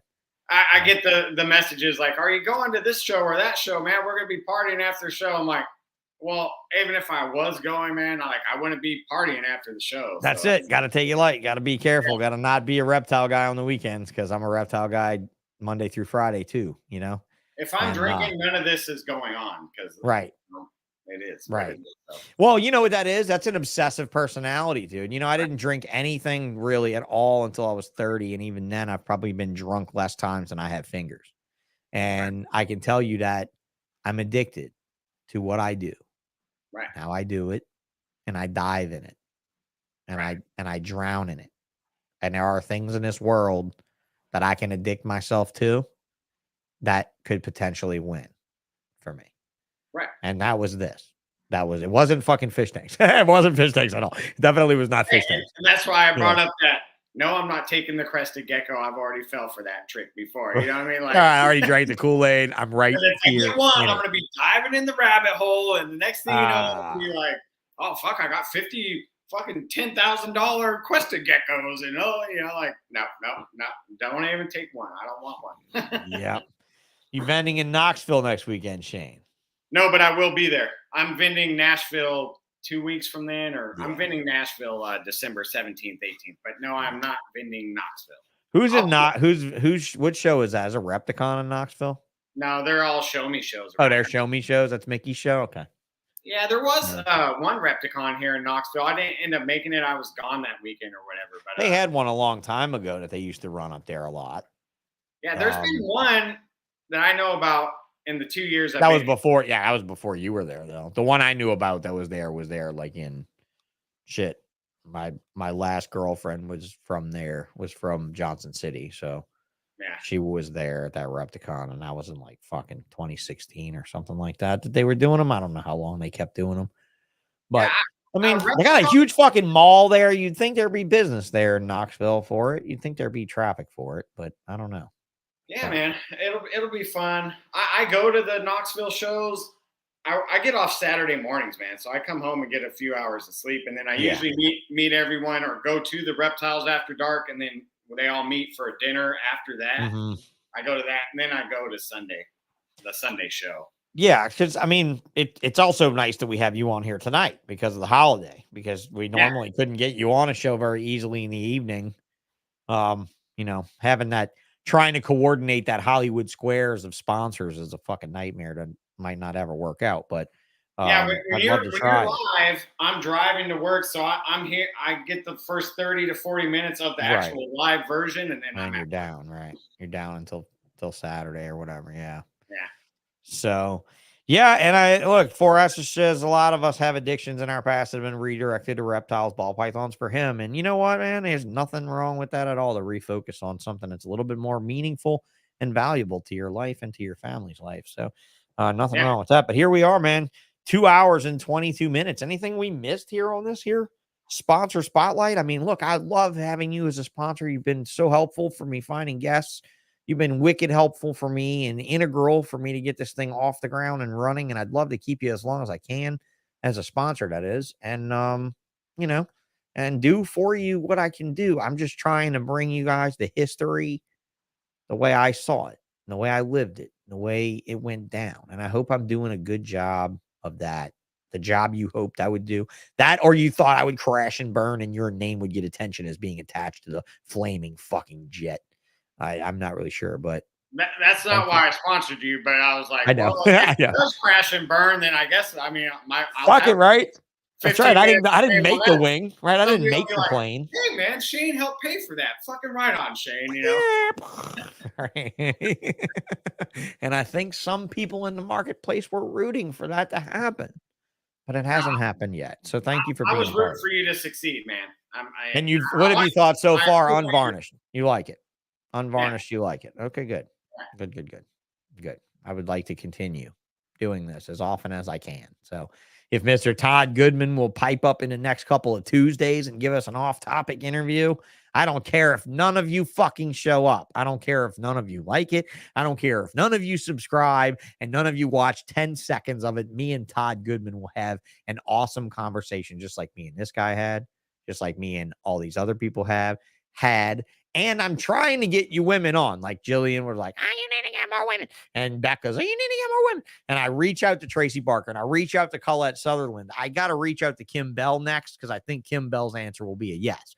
I'm not sure I can get her until after the new year. See, right? I'm interested in that one too, man. Kimbo would be great because that's an enterprising giant, right? Like right. if Lori Barchak ever did a podcast about the deep down and dirty of doing it all in the big operation, that would be what we would get out of Kim. So I think that would be a valuable, very valuable one. Alan should say, I think you need to get Wayne on here. I will get Wayne on here. I will reach out to Wayne and I will get him on here as long as you guys all promise not to ask me to do a Wayne impression until at least halfway through the show. So that when he hits, goodbye, goodbye now, Sean. Talk to you never again, son. Poop. And that's it. I'm like, fuck, I'm done. I'll never do the biggest reptile show in the world again. Audio only, guys. That was said with air quotes like a motherfucking white guy did it. Ooh, ooh, ooh. Yeah, like that. Dude, fuck. Absolutely. I would love to get Wayne on this podcast. But what would we talk about? Like, what would we talk about? I mean, I don't know. He would steal the thunder from Don Hamper, and Don Hamper's not even alive to defend himself. So that's not all right. I'm going to let the old reptile show guys sleep, for now. But I mean, Tracy's opinion was a lot like Casey Lazick's opinion. They're all sharing that same old school mindset chain of, I don't really think that we're the right people for please don't do this to me. Nah. We need you. You can't buy your books in other countries. You can't.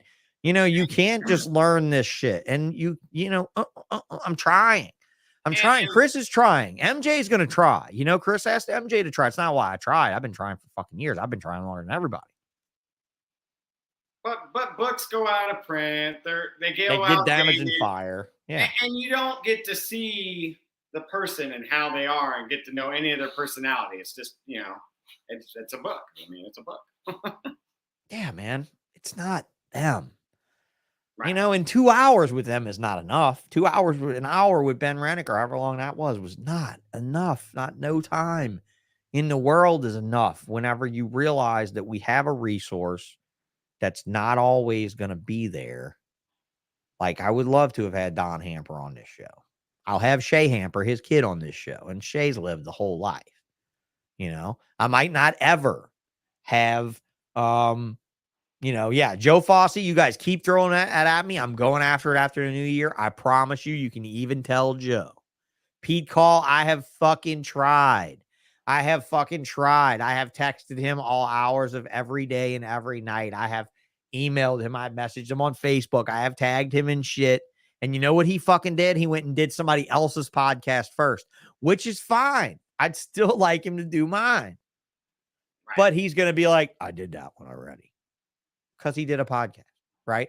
Because that's how little they think of themselves, or maybe that they wanted. Do you think they're upset, bro? Do you think that they're bummed that they missed I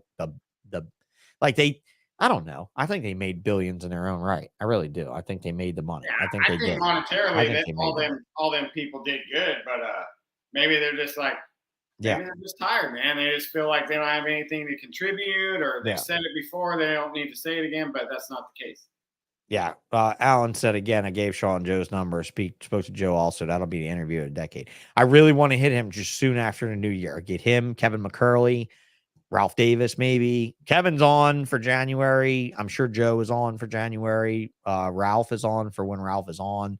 Ralph will put it off for a while without, but of course, Chris told me Ralph would never do this, but I think Ralph needs to do this with me. I think we really need to not hash shit out. Like Ralph and I should have put our demons to bed a long time ago, just on their own, right? Like you've had that thing happen with a guy where you just lived and he lived and y'all met up later and you were like, what? And you were like, eh. And it was nothing, right?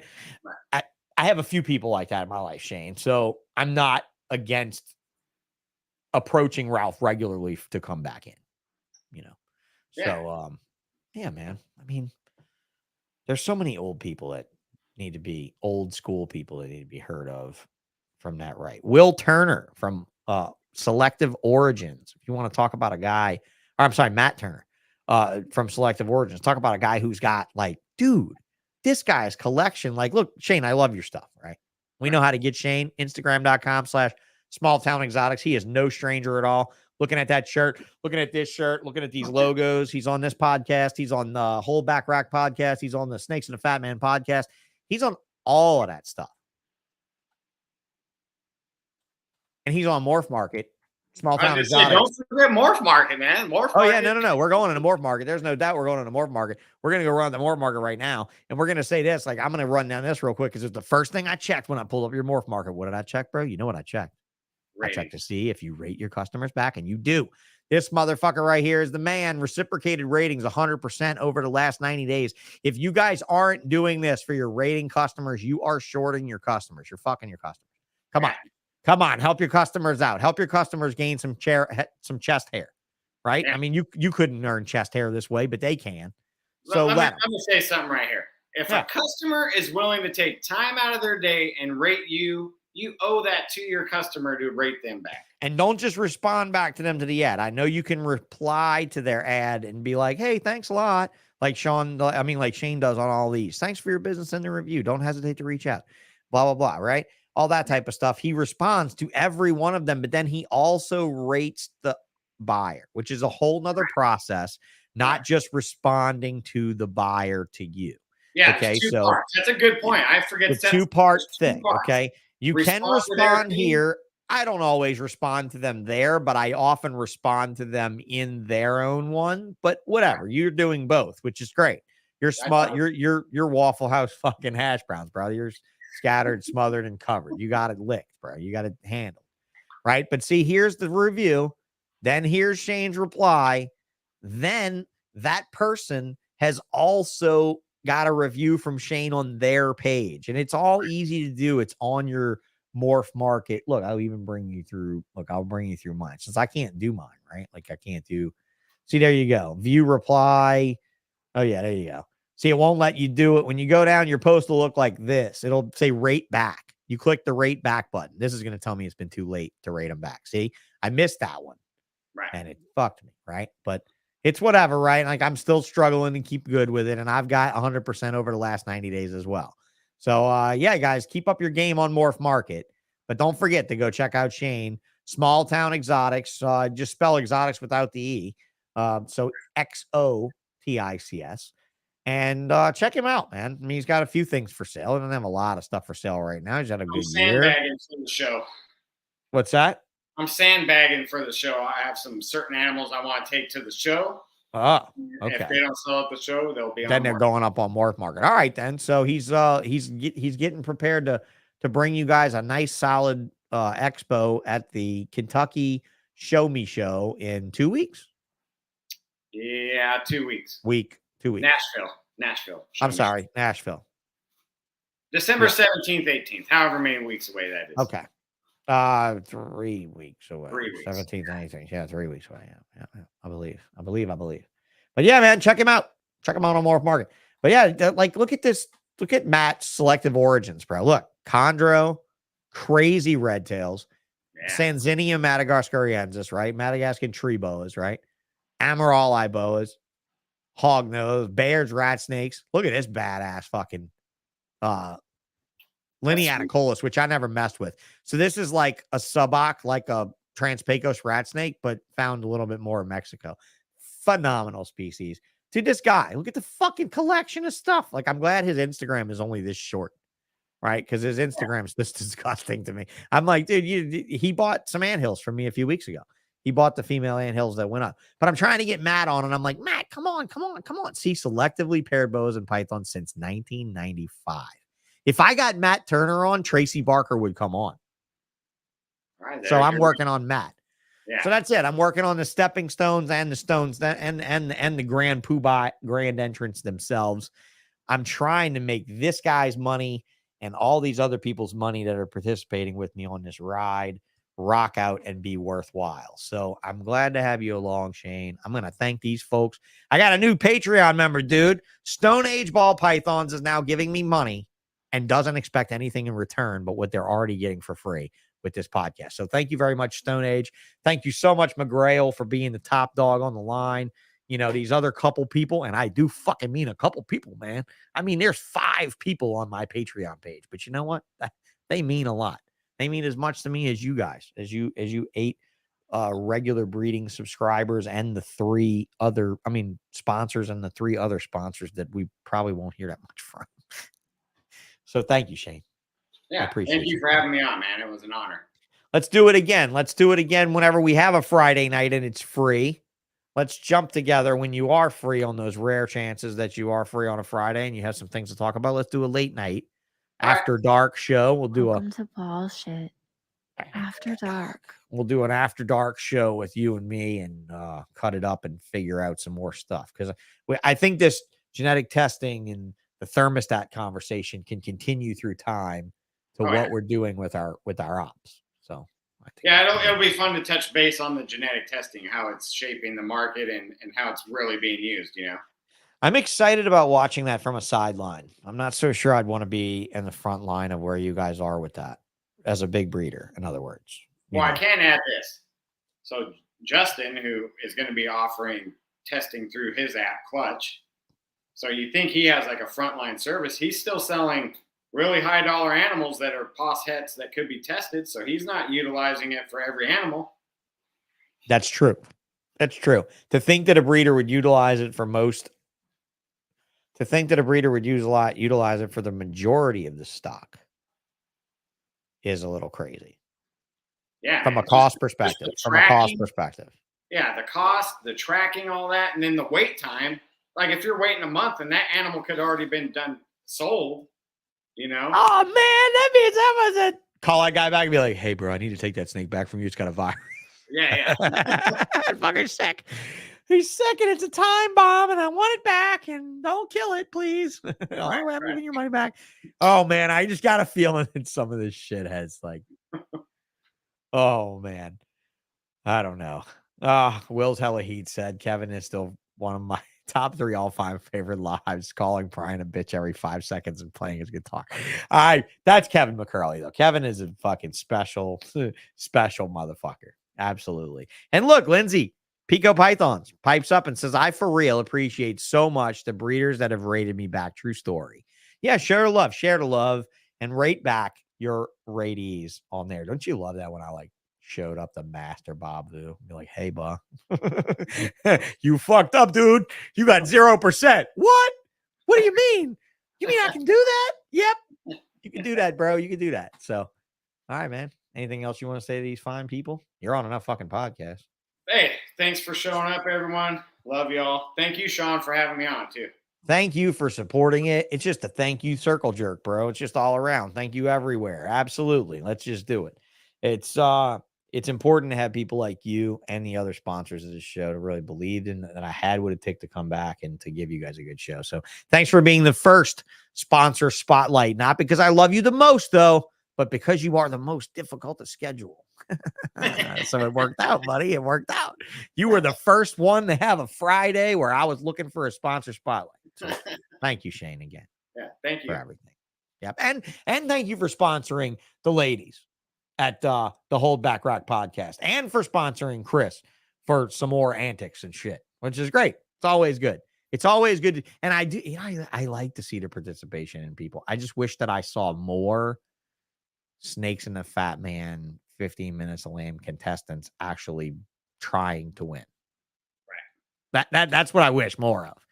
Not just for them, but for Chris too. Like to get the podcast just even more exposure and even more out there, bro. Right? Like the ones that are hitting it hard are blowing it up though. Oh, dude, they're fucking blowing it up. You can't even like. I asked them to tag me. I said, hey, as a judge, go ahead and tag me. I'll reshare it on my platforms too, and then that helps me see who's really putting in the work. And man, like there's some mornings I wake up and like That's what I'm saying. I mean, because you're a judge, so here we are. I mean.